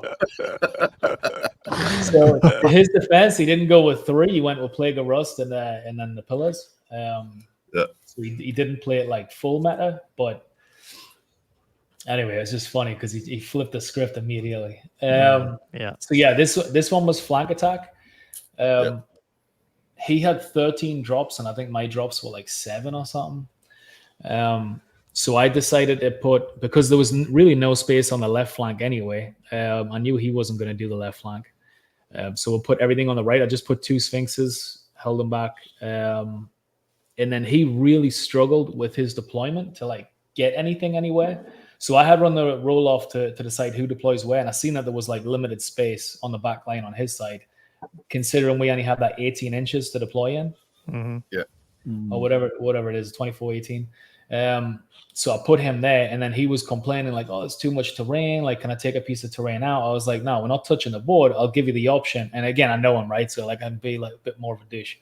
So I was like, "I'll give you the option of not bringing your additional wood. That's why you have no space." I was like, so obviously you see his wood plonk there. He didn't decide to go with that one. But yeah, he really struggled to fit in his guys. His dragon was really tough for him. So he literally put it in the only place he could. But yeah, the rationale on the deployment was the casket was not on a hill, because when I've started on a hill in games prior, he has the range. I think it's 32 inch on his regular bows, and they just poison attack and they knock out the casket like immediately. So positioned it off the hill, try to block line of sight. And again, I mean, I have like my setup. I think I was listening to like Val and Rob's podcast the other week, and like they were saying like, yes, you counter deploy and stuff like that, but you still need to have your game plan. And like what I found earlier on when I was playing is I was keep trying to counter deploy. This unit's good against this unit, and I was just getting like the game plan was getting thrown out of whack. So I'm like, let me stick to my central game plan, casket, the 2 big blocks, and then I'll figure out the other pieces. Yeah, it's a good way to do it. I just blocked up the king in the middle. He's kind of can pick which direction he wants to go with that wood with the forest dragon, because I don't want to get in combat with that dragon at all. I put the Sphinx on the right. Again, give me options to cut up the middle or just run down the flank. So of course, wood elves go first, right? Like, always when you actually want to go first, when it matters, they went first. He didn't shoot his arrow of Kurnos? No. No. Fair enough. So yeah, if you want to skip slide, it'll show his Yep. Oh, I've got that one next. Whatever. So these pitches, I try to do like every turn, but like some of them I missed them. Essentially, just pulled his guys up forward a little bit. He tried to get off his pillars. He failed to get off the pillars. And then he brought his dragon across the left flank. I pushed my 2 guys right up the middle. He actually put the scouts on the far left. He pulled them on the board, and then he shot the chariot that I had there. Chariot lost 2 wounds, so immediately I'm like, I was going to be on the back foot. So I pulled the chariot across so he couldn't get seen. I pulled the scorpion right behind, and then I popped out the dragon just enough where he's not within line of sight of their dragon, but no, I can start putting pressure on that sister's unit. And his mage behind. Which there. way is his dragon facing? Because he can't see your dragon. His dragon is facing like toward almost between the spears and the casket. Like that's almost the angle. Right. Yeah. Cool. Yeah. So I don't know if he was trying to like get into the softer stuff and maybe overrun in the back lines, but yeah, I just pulled everything off that flank and tried to not give him any easy points. I pushed up the archer block as far as I could in one turn and I also have the Hierophant, actually, he flew with them. So the reason I'm pushing everything up is because them 2 sisters are bang in the middle. I want to make sure like I can actually try and dispel them before I'm getting a ton of the Pillars of Flame. The pillars. Yeah. And I pushed the Sphinx up the middle. to try and like obviously get after them the next turn. But I left enough gap between them and the archers that it wasn't just going to bounce right through everything. Yeah. Yep. And then the Sphinx on the right, I pushed him all the way up, and I put him just in charge range of the Wild Riders. So the Wild Riders have frenzy; they have to charge. So I put him like just on the edge. Obviously, the quicker I can get in combat with that Sphinx, the better, and I'm not just going to get absolutely picked apart. Yeah. Because he's got, what did he have? He had a bunch of arcane Bolgans as well as poison. Is that what he had? Yeah, he had two units that had the arcane Bolgans, so the -2 AP, and then he had all of the rest of them were poison. So I think he had 25 or 26 poison shots every turn. Obviously with a silly ballistic skill, and Yep. Yeah. So it was. What else, eh? Yeah. It's so good. It's so good. I like seeing a Wood Elf army though, like right on the back of the board there. They're like, usually you see them dictating and they're all over the place being crazy. Yeah. And you're just going, nah, stay at the back there, man. Yeah, and I had deployed these guys far enough over that I cut off that corner that he couldn't scout them in there. So he had to position them right in the middle. Cool. Oh, I just moved it. All right, that's good. Yeah, so yeah, you I managed. did it anyway. Can you, Jelley, can you see the slide? Or was it only us? Can you see the next slide, previous slide on top of the pictures? I just see this. Must just because we're the hosts. Okay, no worries. Oh, fair enough. Yeah, so he ends up rolling, which he didn't want to do. He ended up rolling like a 6, a 5, and a 6 on his Wild Riders charge. So his Wild Riders went right in. Got in. So that was awesome. And then he ended up getting the pillar off this time. He ended up shooting another wound or two off the Sphinx in the middle. He puts the summon in the forest. I can't remember what's called, tree singing. So he puts a big tree in front of the Tomb King, so I can't do anything. And then he casts the Elementalism Vortex to the right. Oh. Then he swings. So like the king is blocked in pretty much. The dragon, he swings to the left, like he pivots to the left. So now he has full field of view. And then he brings up his unit of sisters and then pivots those in the forest. I think he has some more pop shots at the chariot to try and get rid of that again. And then he only takes off a wound. Is that a pillar in front of that center? Yeah. Necrosphinx? Yeah. So he managed to get one off. Right. Yeah. All right, so the start of my turn. Sphinx took the dudes out. Yeah, so he ends up absolutely chopping them up. So I overran, and then I reformed. So now I'm actually in the back lines, and I'm eyeing up. He's got another unit of Wild Riders right on that table edge, and they've given up that flank right there. So the plan is hit the Wild Riders. His archer is right behind that middle building. His caster. With the Glade Riders. So the plan is hit them, overrun right into the Glade Riders. He hasn't got time to react, and then that's game at that point. Oh, that's the thought anyway. So yeah, my turn. Let's have a look. I wrote notes, but I'm just going by the pictures at this point. Yeah. It helps to have. Yeah, it's been a couple of weeks, eh? So I see that Sphinx is right in the back line now. I don't know if I should have moved far up. No, move it up. Okay. Yeah, so he gets the pillar off. It runs through the Sphinx. I do pretty well on the saves. He's also got the 6-up ward save from the casket. So it's pretty good. And then I end up healing back a wound as well. So I think he goes down to 4, and then I put him back up to 5, or 3 and then 4, whatever it is. I get rid of the trees. I pull the chariot all the way across. At this point, the chariot is doing nothing to me apart from be an absolute, liability. So I pull the chariot all the way across. I pull the scorpion across, and then I just sit the dragon there. So the dragon is sight on with the sisters. I don't care if he charges, if he shoots, whatever he does. And then I'm out of line of sight again with the dragon, just hiding behind that forest. Yeah. And you push these skelly blocks up too, eh? Like to start. Yeah, so I pushed them up to try and put a bit of back pressure on the dragon because he was getting a little confident that he wanted to pull him across. So I'm really just trying to protect the dragon, keep him at bay. He doesn't want a bit of that block. He doesn't want that block at all. He doesn't want it at all. Yeah, I suppose he plays it, he knows what it's going to do. Yeah, like I said, He's he's still tried it coming out. twice and it's absolutely failed. So, Yeah, he's like, I'm not Yeah. coming out that open. Yeah. and then I end up raising a Scorpion up, and then I just put pressure on that second unit of Sisters. So my Sphinx ends up getting in with the Sisters, which is great. And then I kill the Wild Riders in the flank again. So that's the 2 unit of Wild Riders gone.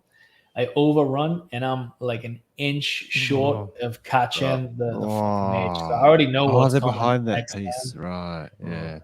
And then the other combat with the Sphinx against the Sisters, I'm like, all right, they're locked in. I'm good. He saves every single 4-up ward. And he ends up getting 1 wound on the stand and shoot. So he ends up getting me on combat res. So he ends up pushing me back 2 inches. So now I'm just looking at him, and he's got everything. Everything is live, and I'm just like sat there. Yeah. All right, next turn. That's apartment. What have we got? That's the next one. Yeah, I mean, ultimately, he puts a Plague of Rust onto the Sphinx at the back, the red one. If you just want to skip back one more. So he puts Plague of Rust on the red one, and then he just shoots everything he has at that thing. Because there's no way that mage can get out of a charge range. He survives on 1 wound, and then he has 1 volley against him. His last round of 5, and then he gets it. No armor save on anything, but I was rolling a ton of 5-ups on the regen. I thought he was maybe going to get a survive, but now he ends up getting wiped. And I think that was about it. They've And then done all right, those Necro Sphinxes. Yeah, no, they've done solid. They put all the pressure I needed. And then I'm kind of missed the turn here, but I charged the Scorpion into the unit of Sisters, killed a couple. They give ground. The Sphinx wiped out the unit of Sisters. And then he overran off the board just so he wasn't going to get shot to pieces. Yeah. The Skelly block finally swings left just to cut off all the line of sight completely between the woods and the Skelly block, so he can shoot them all day. Obviously I don't care. Yeah. Because now he starts to bring around his cavalry around, so he's got his scouting unit and he's got the cav there, just trying to have pop shots. And then I just see where his dragon's gone into that wood. Yeah, his dragon went all the way back in the woods. I popped my dragon on the other side. We have 1 turn left, so I was kind of just baiting him, just fuck with him. Because we weren't going to get it finished. It was only 2-hour, 45-minute games. Yeah. With 2,250 points, it wasn't going to finish. And then, I think that was about it. Yep. Yeah, that was it. So he ends up killing both Sphinxes. When it comes back on, he ends up doing the same thing with that. So he kills the 2 Sphinxes. So first game lost 1 model, second game lost 2 models. It was 1108 win to 390 by the look of it on Best Coast. Yeah. So still a good win. And then, so this guy was also undefeated. He was Orcs and Goblins. He had a really good list. I happened to glance across his couple games, and I mean, he was.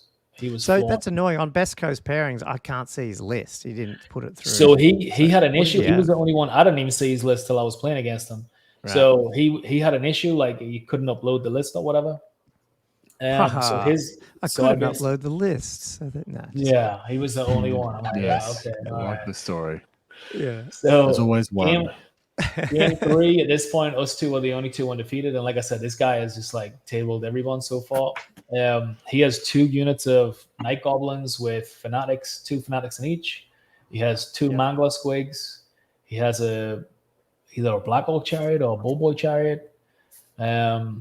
He has the big unit of Black Orcs, with the strength 6, great weapons, the armor save. He's got the BSB in there, so he's got a combat static res of 7. Yeah. He has the big unit of ball boys on the left and another chariot. Looks and then he has that I'm painting. This is I mean, it's a good list. And then he had he had the standard Wyvern, with the, I think it's the 3 or 5 or 5 up. 2 up. Yeah, extremely durable. Yeah. And then he had 2 up, 5 up, 5 up, isn't it? Because it's something I just know it was. But just with a great weapon or something, is that right? Yeah. Yeah. So then he also had 2 level 4s. One of them had the Idol of Mork. Bork. One of them. Yeah. One of them Cool. does like longer distance, one of it for casting, and one does longer distance for dispel. I can't Yeah. remember which one So it I is. think he had like one of each, and then he had two power scrolls Cool. on his illusion caster. So he had one illusion, and then one was like the orcs and goblins. Mm-hmm. And do So you have this itchy one- nuisance? Yes. Yeah. So you end up getting that off a couple of times on the Sphinx. So with this one, it was kind of tough because This there is was battle for the only- pass or whatever it's called. yeah. So too, it was for those the who can't see this, mountain pass or whatever it is. whatever it's called. Yeah. He got to choose the side, so he put me on the right side. And there was really like no room to even get things deployed, like at all. So the deployment line, I have my unit of skeletons like higher up with that back line taken out. They were actually further back, but like with the tray, it was all janky. Yeah. So I tried to deploy up, obviously, as high up as I could. I discussed with them like my front rank is I didn't want to move the whole front rank. Like I'm not standing side on. We didn't have time to like re-put all the skeletons in. I told them like at some point I'll do a reform and I'll be facing forwards again. Yeah, because the only way you could get that skelly block in was is that the archer block or the skelly block that is in marching column? That's the archer block. Yeah, cool. So you can get it up there. Yep. Okay. Yeah. And then he hid his mangler squigs because he's like the archers are just gonna destroy them immediately. So he's like, I'm not even gonna give you that on the table. So he hid them completely out of line of sight. I couldn't do anything with it, which kind of sucked because as soon as I seen them, I was like, nice, easy. And then he deployed everything so close to the back that the only place the ambushers can come in is from the back. Yeah. So if I roll the ambushes in, they have to come in that turn. So I'm going to be stuck with them coming in on my table edge, which is they're never going to get there. And I had no room on the front line to deploy them anyway. So, and he's got actually he had two of the catapults. What they're called? The Doom Divers. Doom Divers? Yeah. Yeah, so he had two Doom Divers hiding in the back. So obviously he's got fucking list. That's what I'm building right now. I'm putting the Doom Divers together here. Poor boys,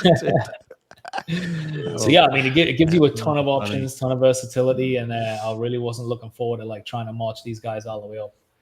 Yeah. So yeah. Anyway, turn one. I think he gets turn one again. Yeah, he gets turn one. He shoots his two catapults at me, and then I save one of them. One gets a direct hit. I save it on a 5-up regen, and then the other one, like with his deploying so close to the table edge, like I was hoping they were just going to scatter off anyway. The other one scattered off the table edge. So my turn one, yeah. So who was he shooting there though? Was he shooting the Necro or the Dragon? He was shooting the white Necro. Yeah, cool. Okay, yeah. Yeah, so he was just trying to get rid of that thing. So I flew it up obviously as far as I could get. I used my Vanguard and Reserve move on the Archer block, and I just pushed up my Skeleton block 4 inches.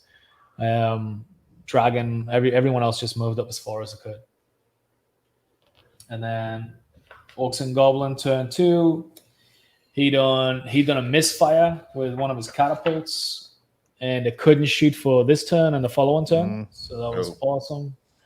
And then he scattered with the other one and didn't do anything. So I was getting lucky with these catapults. Because the Doom Diver can correct a little bit, can't it? But how much? Yeah. So it's so he rolled the scatter. Let's say it was 10. Then he rolled the dice and he pulled it. He corrected that amount. That's why I wonder if it's better just to try and hit your general with it. I don't know. Just because it's so much. It's such a big base. It's almost like you can't miss. Yeah. I don't know. I just got lucky, but serves him right for trying to go with this BS hide tactic. Yep. So Sure. then he hits me with like foot of Gork or Mork, one or the other. Anyway, I'll might get it right by the end. So he stomps a bunch of the skeletons, pull them off.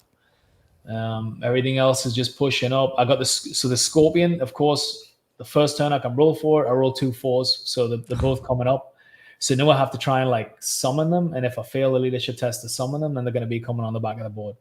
So I get it anyway with the rerolls from the BSB. I get it.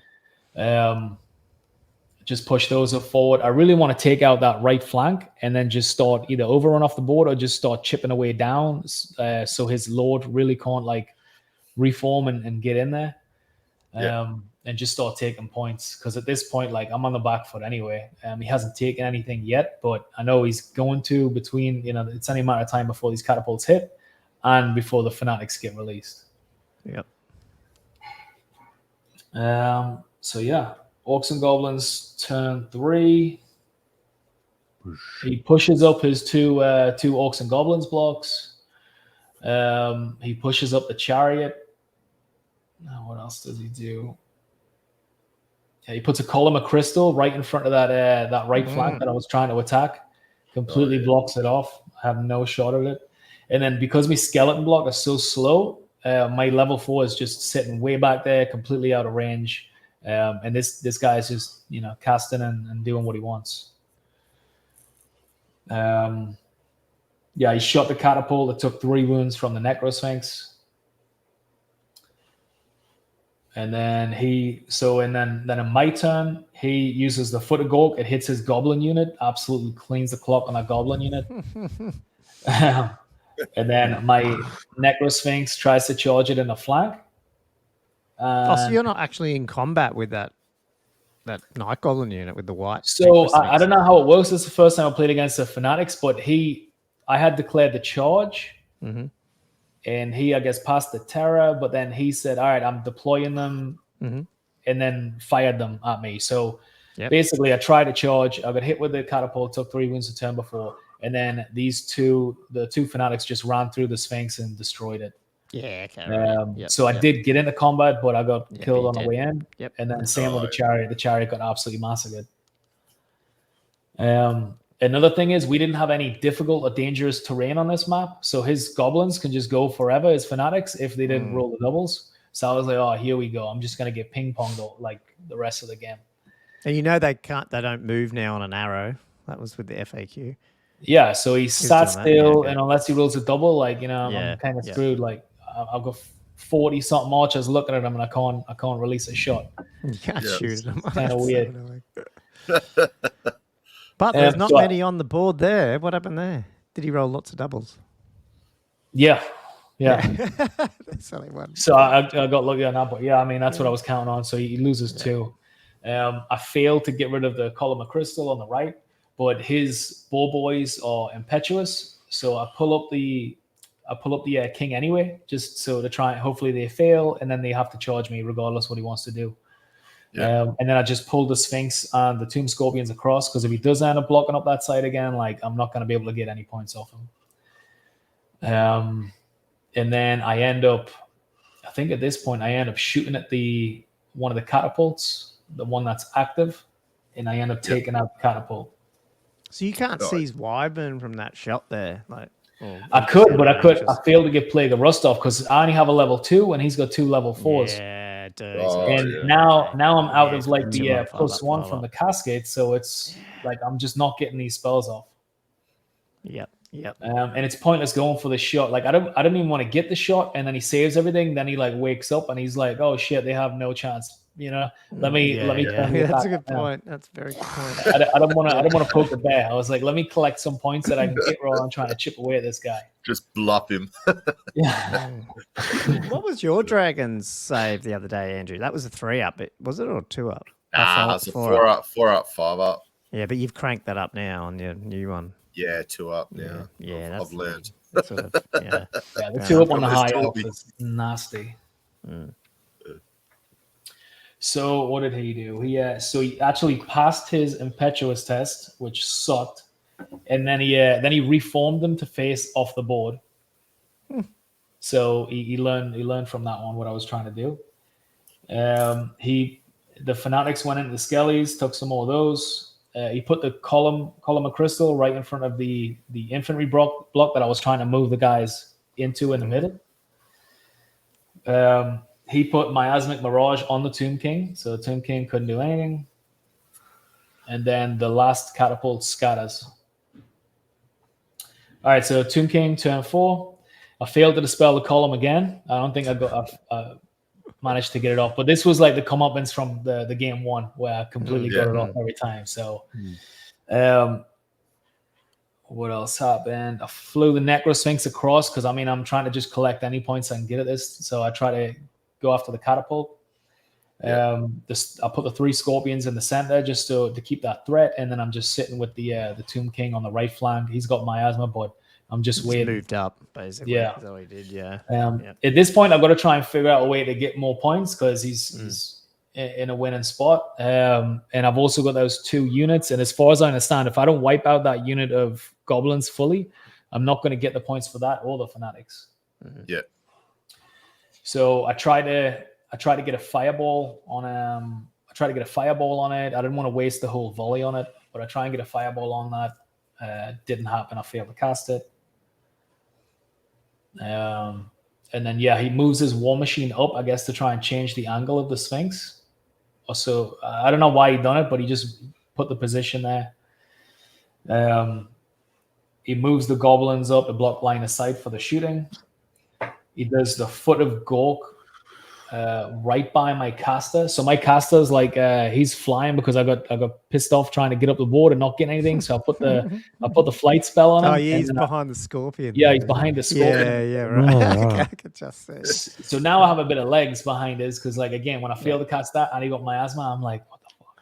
So he casts the Foot of Gork, which I was a little scared about. I'm like, oh, here we go. So that fly spell, that's the one from Illusion. Is that ethereal? That one, or is that? It's not ethereal. No, that's I think Necromancer gives you ethereal. Yeah, okay. Yep. No, it just gives him fly. Yep. So my turn. Yeah, so I mean the only charge was the Necrosphinx into that catapult just to take off that. Over. Yeah. Yeah. I end up Reforms killing. to try to get a mangler. Yeah.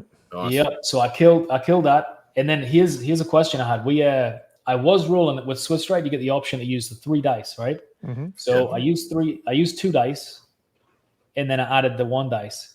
And he said, no, you can't do that. You have to select at the start if you're overrunning 2 dice or 3 dice. And that's the way I used to play it. Yeah. I used to play it like that, and then I played it against other people and like, no, it's the 2, and it gives you the option for the 1. So I guess that's, if we're talking about the FAQ earlier, like that's one question that I'm still. Yeah, you're right. Really... I've heard it both ways. I don't really. Yeah. It's not clear. It's pretty ambiguous because it says like may use. It's exactly. But then it doesn't say when you got to determine when you're going to use it. So and it's weird because when you charge and all that, obviously you are using it after you've already rolled the other dice. But with the pursuits and stuff, I don't know.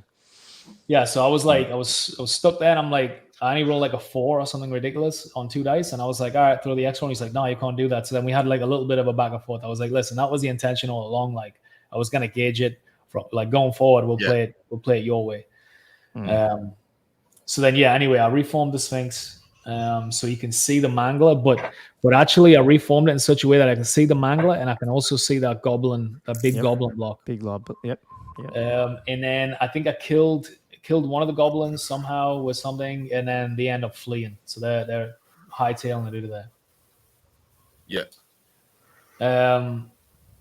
Orcs and goblins turn 6. I moved the caster, so I messed up on that. I was so concerned about trying to hide him that I hit him behind the rock, and he was 1 inch out of the spell range. So then my king got miasmic miraged again. So where is are they in the block?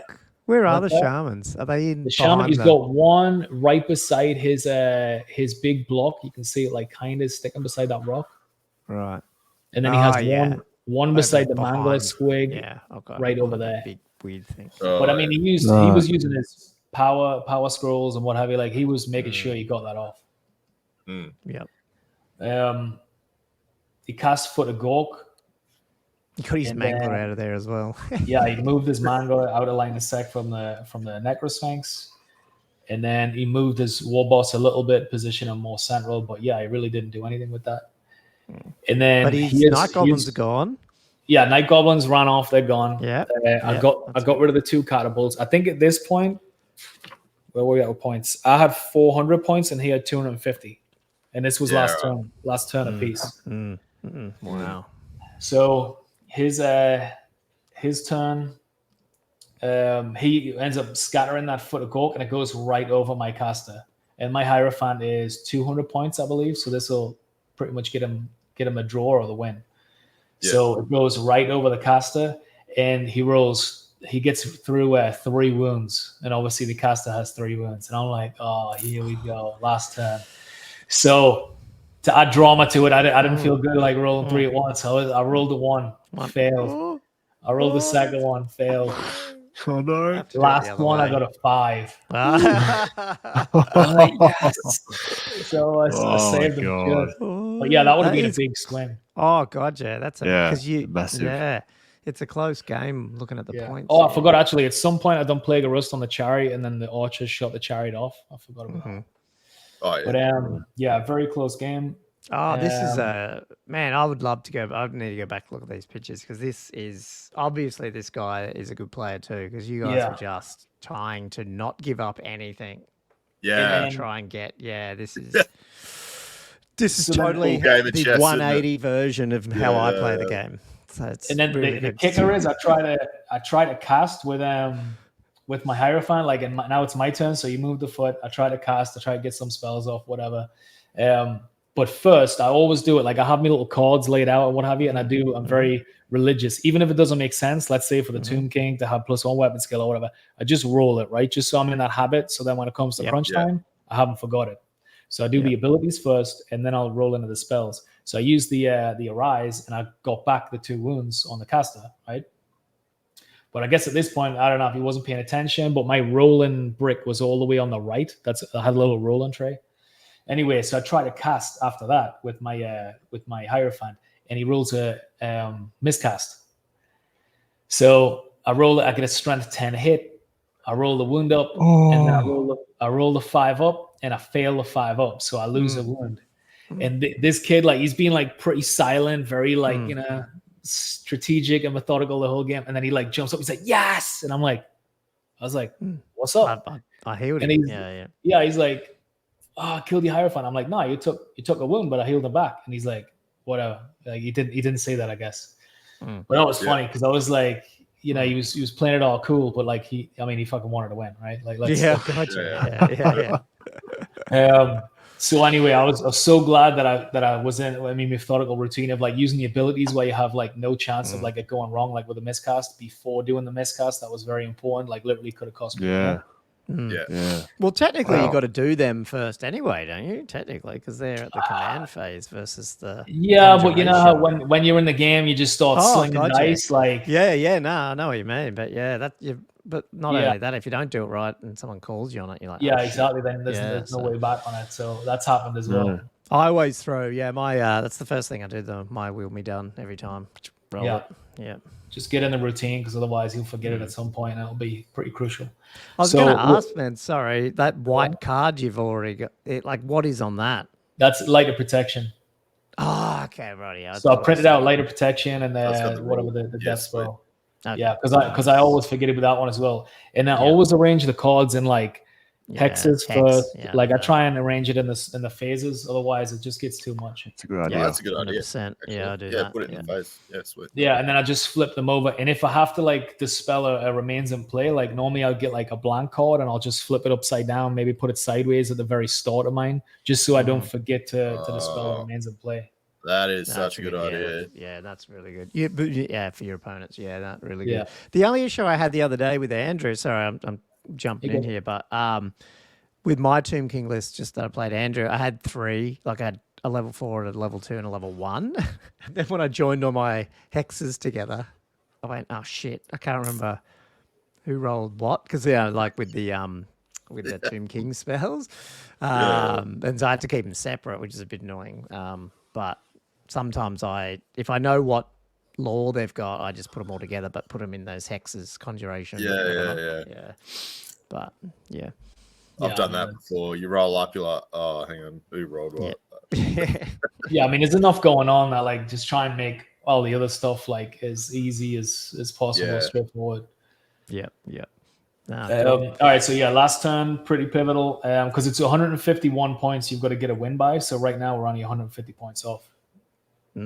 So he pulled his Mangler out of line of sight of Necro, but he left open the goblins. So I positioned in a way where I could get the line of sight on these guys. So I rolled up that charge. I got the charge in with the Necro.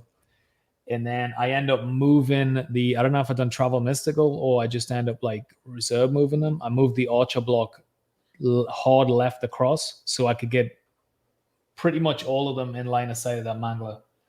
Yeah. So yeah, the last turn I killed. Oh, and I ended up getting the Scorpion into the Orcs and Goblins. I mean the Gobble list. Yeah.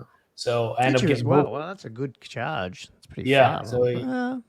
So I mean, he's got 7 and he's Swift Stride. So he's what's that? What's the template though that's sitting there? Or is that not really there? That was the Foot of Gork before he moved it. So I ended up moving to the right and moved over me and over the caster and everything. So yeah, I got the 2 charges off. The Sphinx and the Scorpion broke the unit of goblins. They ran off the board. And then the Archer block in one volley killed the Mangler. Wow. That's Nice. pretty good with Final the turn. I That's mean the massive. Night Goblins got shit leadership, I guess. What are they sitting at? Because you would have wiped how many? Did you I wipe don't like know. 10? Yeah, I wiped 2 a ranks bunch. off them because they got Warband, don't they?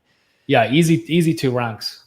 Yeah, And he was out of range of his and they got guy. leadership 5 usually. I think they got lower. Hey, so they're probably and then leadership Terra was 7. -1. -1s. Okay, Yeah. no, very good play. Yeah. So yeah, that one was tough. That one was the last one of the day. Yeah, I saw the timing. That's 3 like from 3 on the 7:15 day. at night or something. Yeah, That was a long day. it was a long Yeah, day. it's- Hobby Nirvana, Hello. though. 3 out of 3. Yeah, Gotcha. How long were You're the game? Sorry, 2 hours and 45. 2:45. Yeah, right. Sweet. Yeah. Yeah, exhausting. All right, so game 4, day 2. So this list, I mean, it definitely wasn't meta per se, but he did beat the other Chaos list in game 1 that had like Dragon Ogres and the Beat Stick Lord on the Dragon. This list, he had Zinch Caster on the Dragon. He had Be back 1 sec. Sorry, what's that? Yeah. I'll be back. Oh, yeah, you're right. and then the Demon, he had.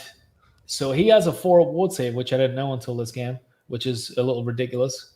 He has I think it was a 4-up armor, 4-up ward, and a 5 regen. Oh, Wow. Is that from, what's What? that from? Armor of the... Yeah, he had the Chaos armor for the demons Jeez. gives him a 4-up ward.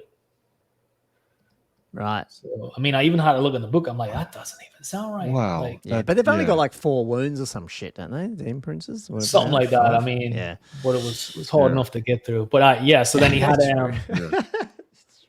he had some magic item that was I had to reroll all rolls to hit in combat, all successful rolls to hit, and then he had I couldn't wound him. I could never wound him on a 2. So he was pretty tanky. Yeah. So yeah, this one was breakpoint. So you got to break 75%, and then they automatically lose. I think his number was like a unit strength of 33, give or take. So the plan was, obviously I've got the central situation. I tried just putting some Scorpions in a chariot just to try. That's what I had deployed first to try and like bait out stuff on the right side, and then I end up putting the Sphinxes and the King on the left. And the plan was just try and keep the main 2 guys occupied in the middle, wreck the unit of Chaos Warriors and the Chosen, and then try and like maybe fly around the back. And all I have to do is a couple either kill any one of the broken other. him probably if you beat those warriors. So I just had to wound like any one of the other 4 of his units, and then I was good. So that was the plan. Yeah, right. Yeah, so he had, just so people listening, he only had 2 characters, the Sorcerer Lord, like you said, and the Demon Prince. And then 10 Chaos Knights, 20 Chaos Warriors, 16 Chosen Warriors, 5 Chosen Knights. So yeah, like very little army in terms of drops and So I mean, I thought he was going to try and get in combat right up because he put them right in the middle. So I thought he was going to like shoot right up the middle for them. But anyway, he ends up. I end up getting turn 1. So I push up the Sphinxes on the flank. I push up the chariot, and I push up the Scorpions on that right flank. So it turns out like this is not his combat I guess, guys. He's trying to use all these magic missiles that he has. So he just wants to sit them in the middle with the saves and just blast me with magic missiles. Interesting. He's got demonology on both. What else has he got?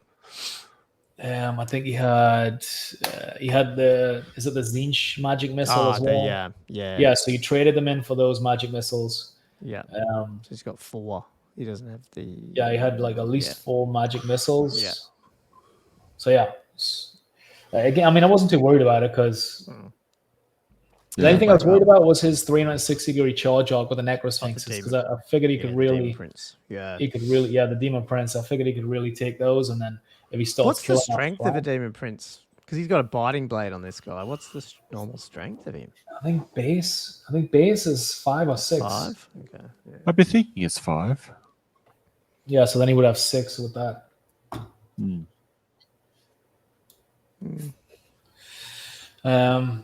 Yeah, so not much happened turn 1. I think that was when I first tried to get the demon, just because I didn't move. So I first tried to get the demon, and he saved everything between the 4 award and all the saves. Wow. Yeah. So then after that, I realized like it's not even any point. This guy's not a large target, so I'm missing out on 20 shots as it is. Let me just go after the sorcerer, you know? Yep.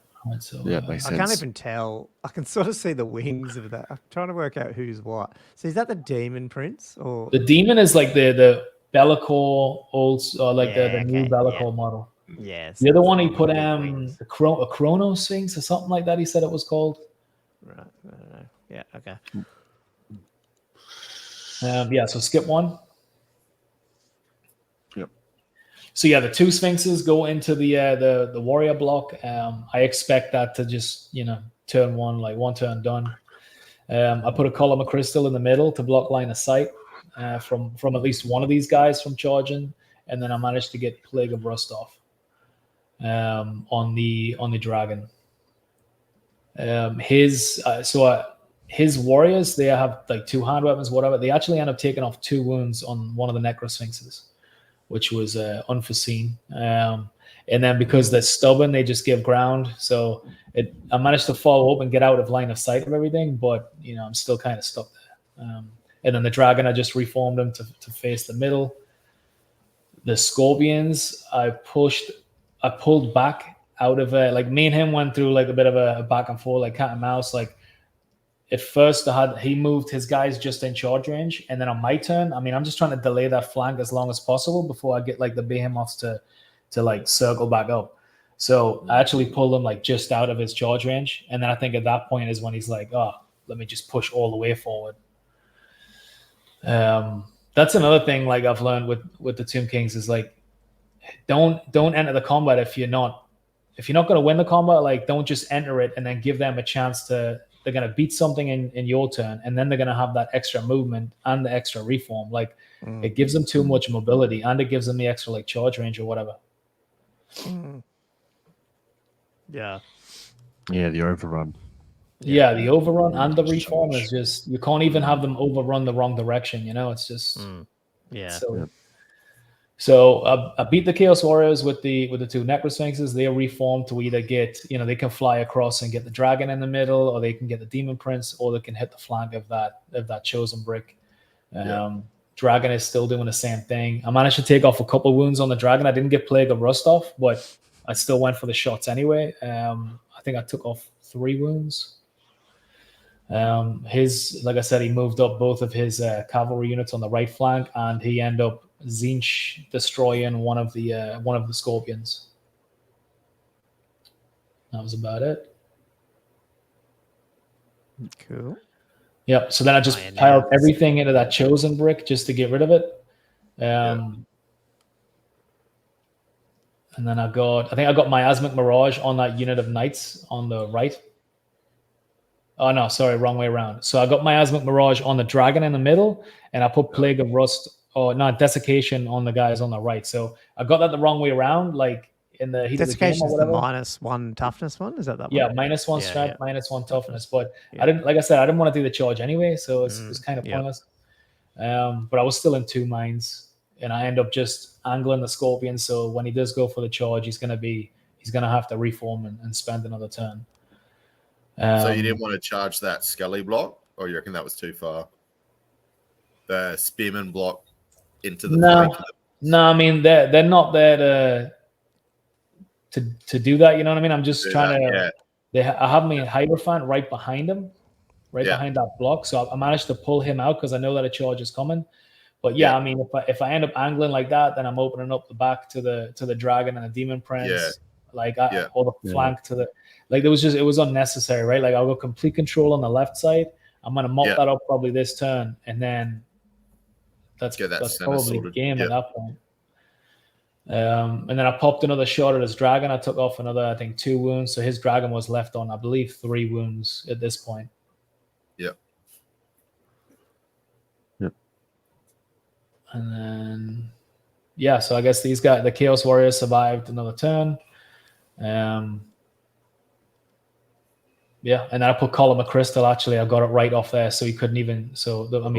To block that charge again. So he's completely wasted every single turn with those 2 blocks of Knights to try and get in that 1 Scorpion at this point. Yeah. And then, but he ends up dispelling it, so fair play. And then he ends up getting his charge off and killing he's getting both in. Yeah. And then he gets his chosen Knights, gets that into the skeleton block, and then he flies over the demon across the other side of the building, so I can't get that charge off. But so he ends up wiping out, I think, 9 guys in total with the combat res, because they've got the BSB, so they get the Indomitable and what have you. He ends up destroying the Scorpion, reforms to face. And then the Necrosphinxes both kill the chosen block, and then everything just pushes forward. Yeah. It's all, look at you got a dragon and 2 Necrosphinxes just staring down that. Yeah, just looking at that flank, or the dragon that's on 3 wounds left. So. Yep. So is the dragon facing what? Your skeletons?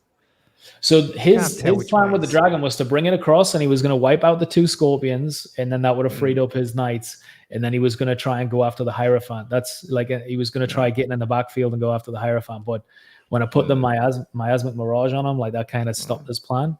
Right. Yeah. Yeah, right. Yeah. It never got in combat the whole game. No.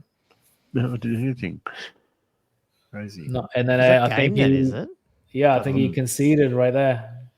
Yeah, right. What was the result of that one? Where was it? I give him the unit of skeleton block, which he's never going to get that unit of skeleton block. But I kind of felt bad, he did. I don't think he done anything. I think he got 2 Scorpions. Yeah. Yeah, right. But yeah, so like I said, I give him 549, but you took the whole thing. Yeah, 2. Yeah, I give him the skeleton block, but because what turn was this that he conceded? This was had to be turn 4, I believe. Yeah. Okay. So you got 2 more turns. Yeah. Yep. Or start of turn 4, and then he conceded. Yep. Well. Wow. All right. So you're going into turn. Oh, what's my best case pairings here doing? Game 5 against the High Elves. This was the last scenario was Dark Monolith, so 200 victory points for the middle. Honestly, the Dark Monolith in the middle really hurt me because it just blocked off so much line of sight. And between all the rest of the scenery that was on there, it really just crippled my 2 big blocks. I don't even think they were wide enough to make any of these gaps. Yeah. Did you ever go wider with your Skelly block at all? Ever? No. You didn't really. Yeah, it's too much fuck around. Yeah, as well. Yeah. Because mainly they're there for the big threats. Yeah. Anything else and you're is moving them around with the magic anyway. Yeah. Yeah, and then anything else is just going to be a bonus. Yeah. Because I've got all the other heavy hitters to do that kind of work. Yeah. So the deployment was only 18 inches away on the Dark Monolith one. I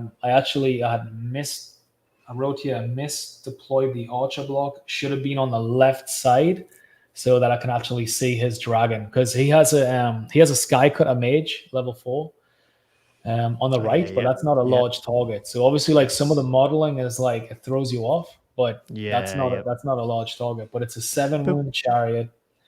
He has a magic weapon that's +3 strength Monster Slayer -3 AP, and then he has like Spectral Doppelganger on that thing.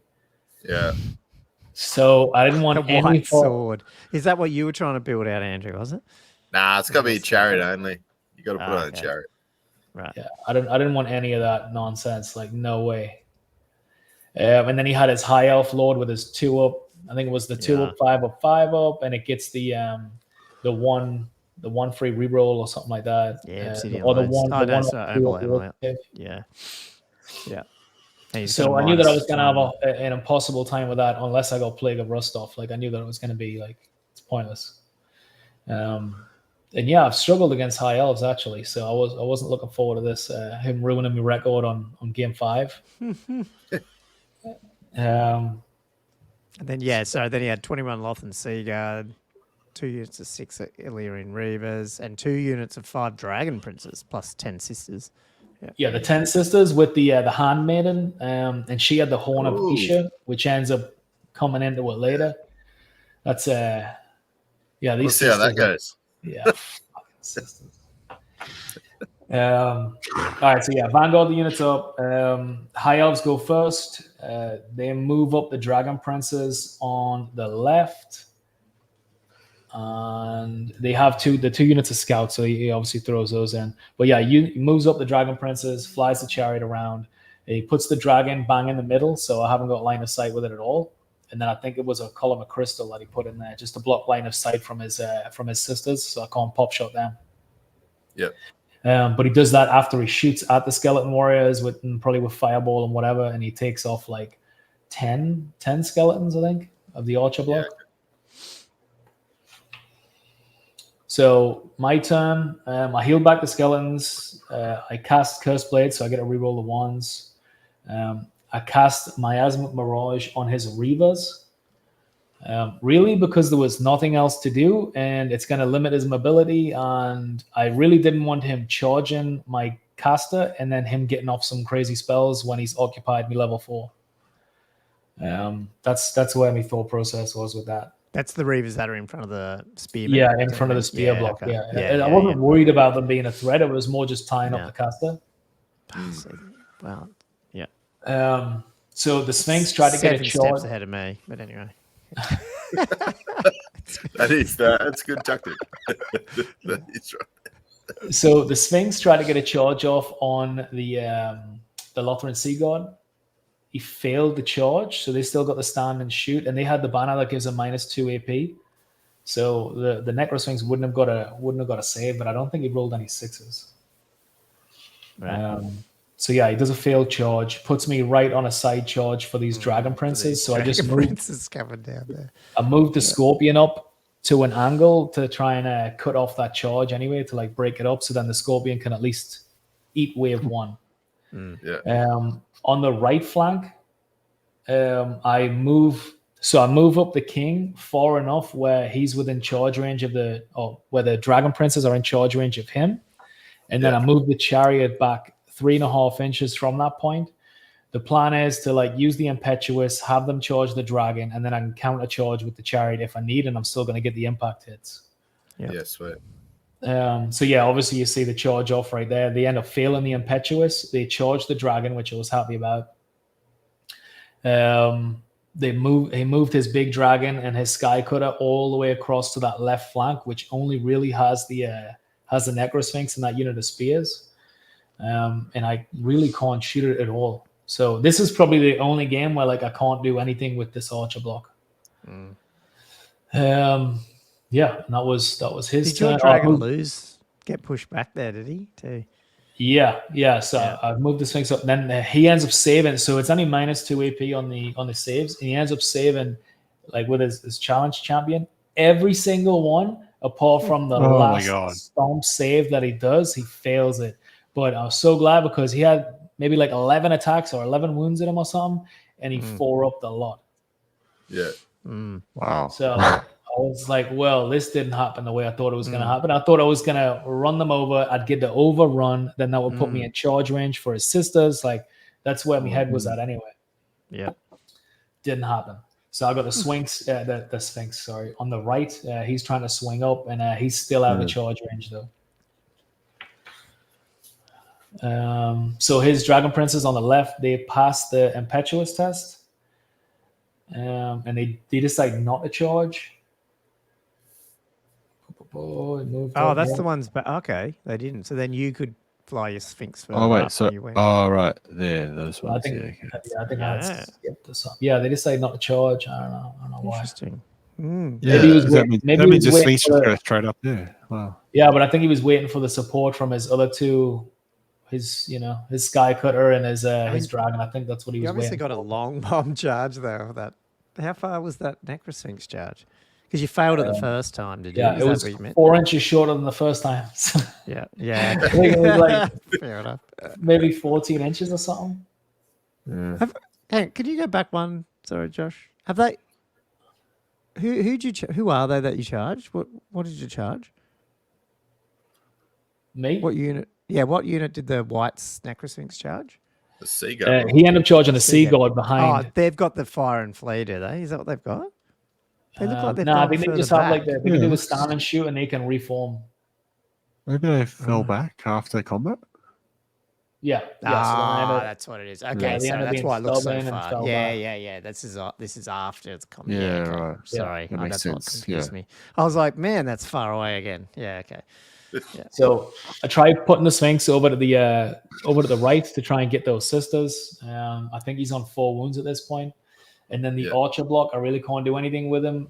There's nowhere really to move them. That 12-inch movement that I can get can't put me either behind the Skelly block or that casket's in the way. So I end up just reforming it, 90 facing them coming through that clearing if that's what he wants to do. And you see the little tab, he was out of charge arc of that. Yeah, okay. And then I put the Skellies, I moved them over like 2 inches to try and cut off the charge to the casket. And then that was turn pretty uneventful on that side. The Sphinx ends up winning that combat. It overruns. The dragon ends up flying over behind and facing the casket. Yeah. The Dragon Princess kill the Scorpion, and then the Sky Cutter is facing the front of that Skelly block. So I'm really getting pinned on that side. I'm about to get like multi-charged, which is really the way to deal with these guys. Yeah. Did your other Sphinx? Oh no, it's his turn. Yeah. Yeah. So if you go back a sec. Yep. So he ended up popping off the Horn of Isha, which is a leadership test, and it's +1 to hit and +1 to wound, something like that. Like it's. So he shoots at me, and I'm down to 3 wounds. So essentially, he's normally hitting on 2s anyways. So he hit on, because he moved, it will be 3s. But he moved, so he kind of reformed into the open order. He shoots me with everything. And it's 2s to hit again, and then it was 5s to wound. So he ends up getting through that extra wound. Yeah. So then it was my turn. I declared a charge into them, because, I'm just going to stand there and get shot anyway. Yeah. The dragon, go back 1 sec. My bad. I'm getting the order mixed up. So the dragon killed him, and I overran, rolled the 3 dice off the rip, hoping to get right up so I can do a combi charge or even just charge the dragon, because I'm not worried about it. They got -1 to hit, the rerolls to wound. It's not going to do anything. But on 3 dice, he rolls 5. He rolls like a 3 and 2 1s. So he's not in charge range on my turn. And then the Sphinx on the top, he fails to reform to get that flank charge in. And then the Scorpion, who kills the Reavers, he also fails to reform after his overrun. So I fail with all 3. So then I've just got the Necro Sphinx like sat out there by itself. So then my turn, I declare the charge anyway. They get, and here's what we weren't sure about. They normally hit on 2s. They would be hitting on 3s with the stand and shoot. But with the Horn of Isha, they get +1 to hit. So would they get +1 before or after modifiers? It doesn't say. Like, I don't know. it gives them +1 to hit, but you can't hit on anything better than a 2. So he's hitting on 2s anyway. But then he gets the stand and shoot modifier. I see. So the way I think it would have worked is like, let's say he would normally hit on a 3. Then he would hit on a 2, and then stand and shoot would pull him back to a 3. But anyway, so he said that it didn't work like that, which is fine. The rest, it's fine. So he hit me on 2s with the stand and shoot. He wounded me on 5s. I failed the test, and I end up surviving on 1 wound in combat. Yep. I mean, to go back to that, the only thing I would probably think about is like normal rules apply first type thing, and then your special rules change it. So therefore, stand and shoot would go to 3 up, and then their special rule makes it a 2 up. Because if they didn't pass that, they'd still be hitting a 3 up. Do you know what I mean? That's probably how I'd. Yeah, you could argue they have a 1 up Yeah. to hit, but 1s always fail anyway, and then you go to 2 up anyway. Like, yeah, I think that's okay. Yeah. So that's how we played it anyway. Yeah. So yeah, he gets in, he's on his last wound, and then he drops the bomb again. The reminder of another special rule they have is they always strike first. Okay. Yeah, they do. So they always strike first. They fluff the attacks. They can't get a 6 to wound him. And then the handmaiden has 2 attacks, hits with 1, rolls a 6. It's a story. Yes, okay. And I fail the 5. Handmaiden. Oh no!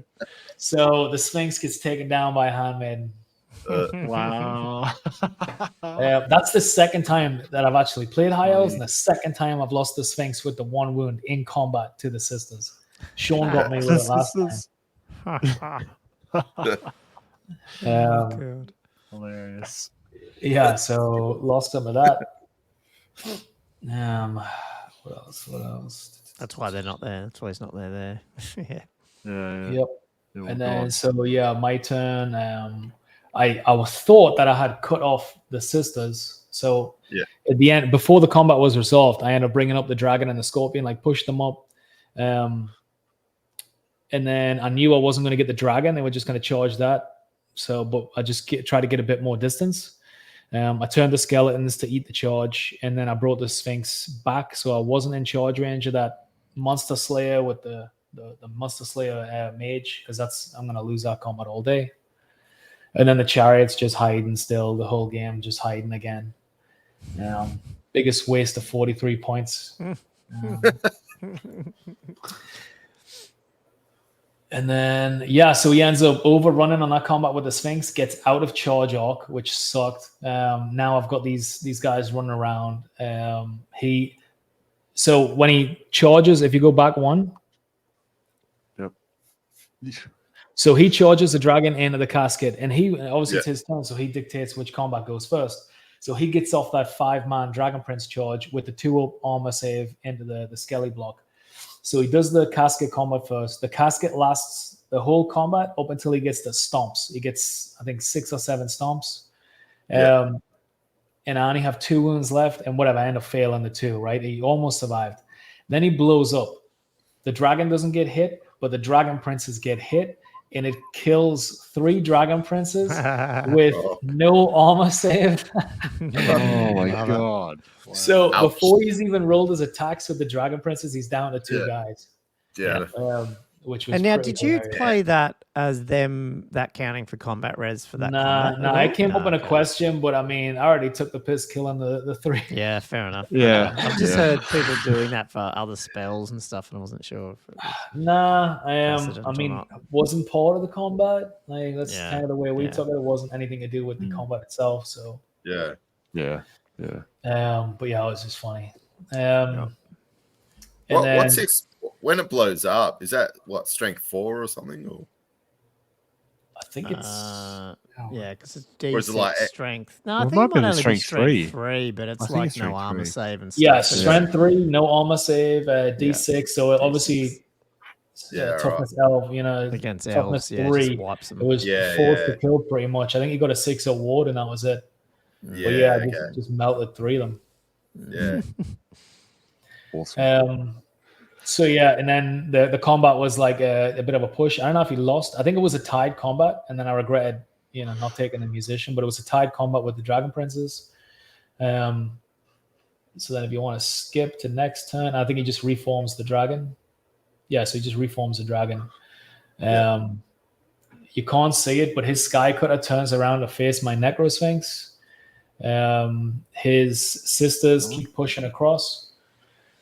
And then I end up charging the Necrosphinx into the side of the Dragon Princes.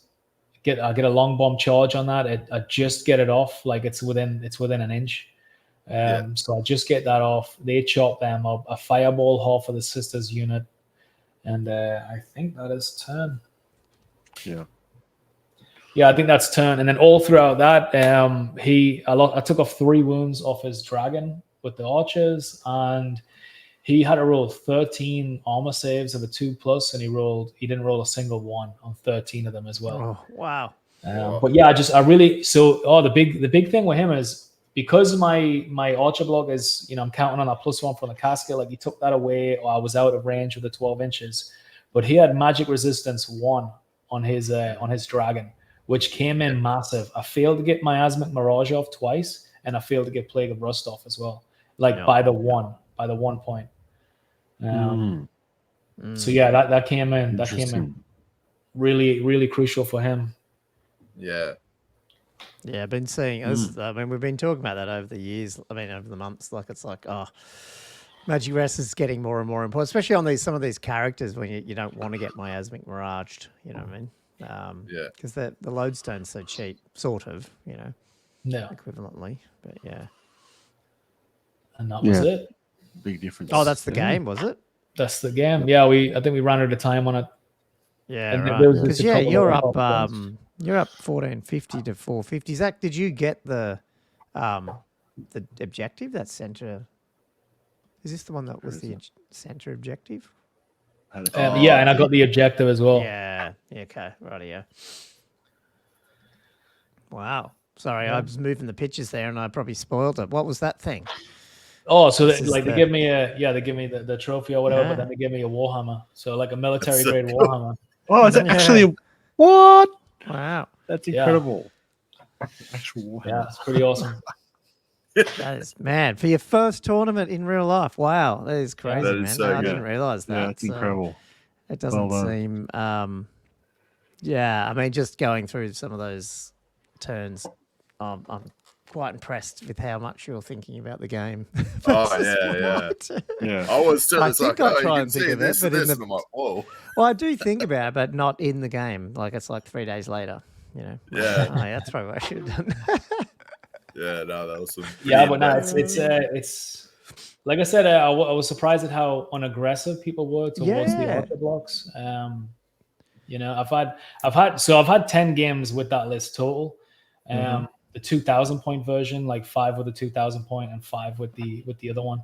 And I mean, it hasn't lost yet. Wow. And I played against 2 of the Bretonian lists. Like the Bretonians is one that I was worried about. They have obviously the nasty cavalry. And you don't have any big targets to shoot either, really. Yeah, they don't have the big targets. They got a good armor save. They've got maneuverability, and they can take care of the king. So that's a tough matchup. Yeah. And then also chaos. Just a high armor save. I think that Vanguard. I think the big thing that just looking at how you played that versus what I would have done is, like, I still continue to be too defensive. Where because you've got all that extra movement. Suddenly they're all on their back foot. Yeah, they're on their all. They're instantly going shit. That block is suddenly moving everywhere. It's like twisting and turning. Crazy. And then the other trick with with the block is, so obviously it comes in with the casket, the +1s, all the rest of it. But if they engage that Archer block in a combat, which is fine, obviously it's gonna happen. But if they challenge out, let's say Dragon, they challenge out, they're going to get the champion, they're going to kill 1, combat res, you're going to get the Indomitable, whatever. Let's say I fail to get the Resurrect. So I'm going to fail the Resurrect, but I get 2 options with the Hierophant that's standing in his block. He's going to get the reroll on an 8 to get the champion back. If I fail that, I'm going to throw the level 2 that doesn't have anything on him. The level 2 is going to be the next champ bait in there, or challenge bait.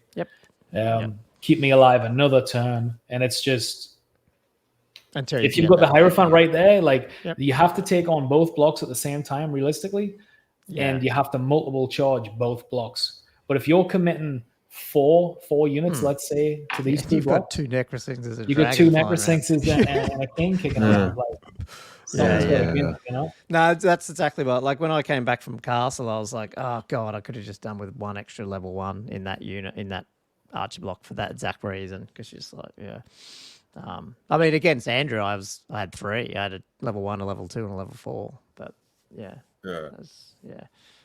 What, all in the archer block? No, just hanging around, but it's just purely for that. Just so if I had to, I'd throw the level 1 and the Herald into the archer block, and then you're just not gonna. You're never getting rid of the Herald initially. Yeah, true. Yeah, and I mean, like everyone says, oh, we're never going to charge the infantry; they're too slow. But again, if you have them as the big spear block and you put your Hierophant in there, you just, it's well, not I what you just want. love that move, and I know it probably didn't play out by looking at pictures as much because they weren't aggressive, but I'm finding that chaff that I have, it's just too, you just lose it all. It doesn't do anything. Yeah. And so I'd rather just put a big block in now and just go, fuck it. Worst case, push it up and go, there you go. Because like with those big in your face, like, chaos, like the ones I've played, like Ben, where he's just across the board straight away. It's like, cool. Okay, well, I'll just put that big block there too. You're not going to get it in one turn, No. Yeah. Yeah, and I would take out, I mean, even the chariot, like I would take that out. I was debating just throwing in extra skeleton warriors and not make it like a 50-man block with a musician, something like that. But 100%, that's what I would do. You're interested about the musician because usually the rule of thing is we don't need them, we're undead, you don't need them. But you're right, like they're so cheap and you can raise your skeletons back. Why not just have them use that? Just in the odd case that you actually need it that one random time. Because what's one skeleton going to do otherwise? Yeah, exactly. I mean, it's 5 points, and it's came up enough where like I've been in a crucial combat and it's tied and it's been a push. So, for the edge case that a musician would help, like it's 5 points. It's not going to change the way the list plays or anything. No, that's right. Yeah, interesting. Man, that was cool. I want to go back through those pictures now that Josh has. That was awesome. Yeah. Yes. Yeah.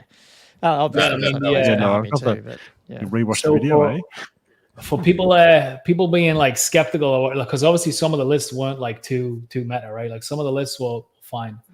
But I don't know the Esport tournament, Kazan do, I don't know. So he played the Kings, double Negro, double King. We played a friendly version, and this was like a non-optimal version of this list. They didn't have illusion and what have you. So we played a friendly game. He scored the most points in Esport, and the only person he lost to was the Wood Elf guy by 1 point. It was like 11-9 or something, right? And he played his list against this list, and this list won. So, I mean, like, so it's a legit list. Like, so Andrew, you can take it to Moab if you want. If you want to take Moab, I'll paint up the rest of those skeleton warriors. Bring it. That'll be. I'm not going to Moab. Right? That's the problem. Yeah. There you go. Well, that's true. Yeah, but now your dragon's on a 2-up save, so you probably still get it. Yeah, true. Maybe sure. Did you actually take out any like actual large target? Like I'm trying to remember, like how much damage did the actual poison do? The hit list wasn't too terrible with the block. But I mean, ultimately, I never give up a single point. And they kept. And you force them to deal with it or hide. Yeah, it's that hide. There's a lot of control. It's that psychology of it, and I mean that wyvern just sat at the back all game on that other one. And the Mangler squids too. They all just hid behind Passable out at line of sight. So, I thought I had wrote it down. Really just thought you might ask, but I got rid of a chariot, a catapult, Mangler squig. Took off like 5 wounds off the Chaos Dragon. Killed you got a few wounds on the dragon. Yeah. Killed the Stonehorn guy. Yes. The first game. Yep. Killed the. I mean, the Forest Dragon would have been dead, but he completely kept out of it. Again, that's didn't do anything zone either, control, so though, isn't it? Yeah, he did nothing the whole game. Yeah. It was the Necros who are actually the killers, really. They'd done the work. Everything else controls the board, and they just. Especially that you're right in that 2250 when you get that extra because the double casket was fun, but now that you can't really bubble it, it's like, well, cool. Now there's no excuse not to take the 2 necros if you can fit it in the point. Yeah, I mean, but now I'm conflicted because the necro's done so well. Like, do I take the casket out, put in the 2 necros in the 2,000 point? I lose the synergy and the survivability, like with the 6-up ward, -1 to hit, but I get 2 necros. Like, yeah. And I feel like double charging with the necros together, they do so well together compared to one going in by itself. It also might. It'd be interesting to play that because it would stop you being so. Because you're right. Like you're very. The list inherently is a little bit static in the sense of how it has to deploy. Whereas once you remove that casket, you might be a little bit more. You might find you might be able to play even more aggressive with it. Yeah. Because you're not hanging around this central thing, or at least trying to potentially. So. Yeah, be interesting. Yeah, cool. So hang on. So the game you're playing this weekend is a 2K point?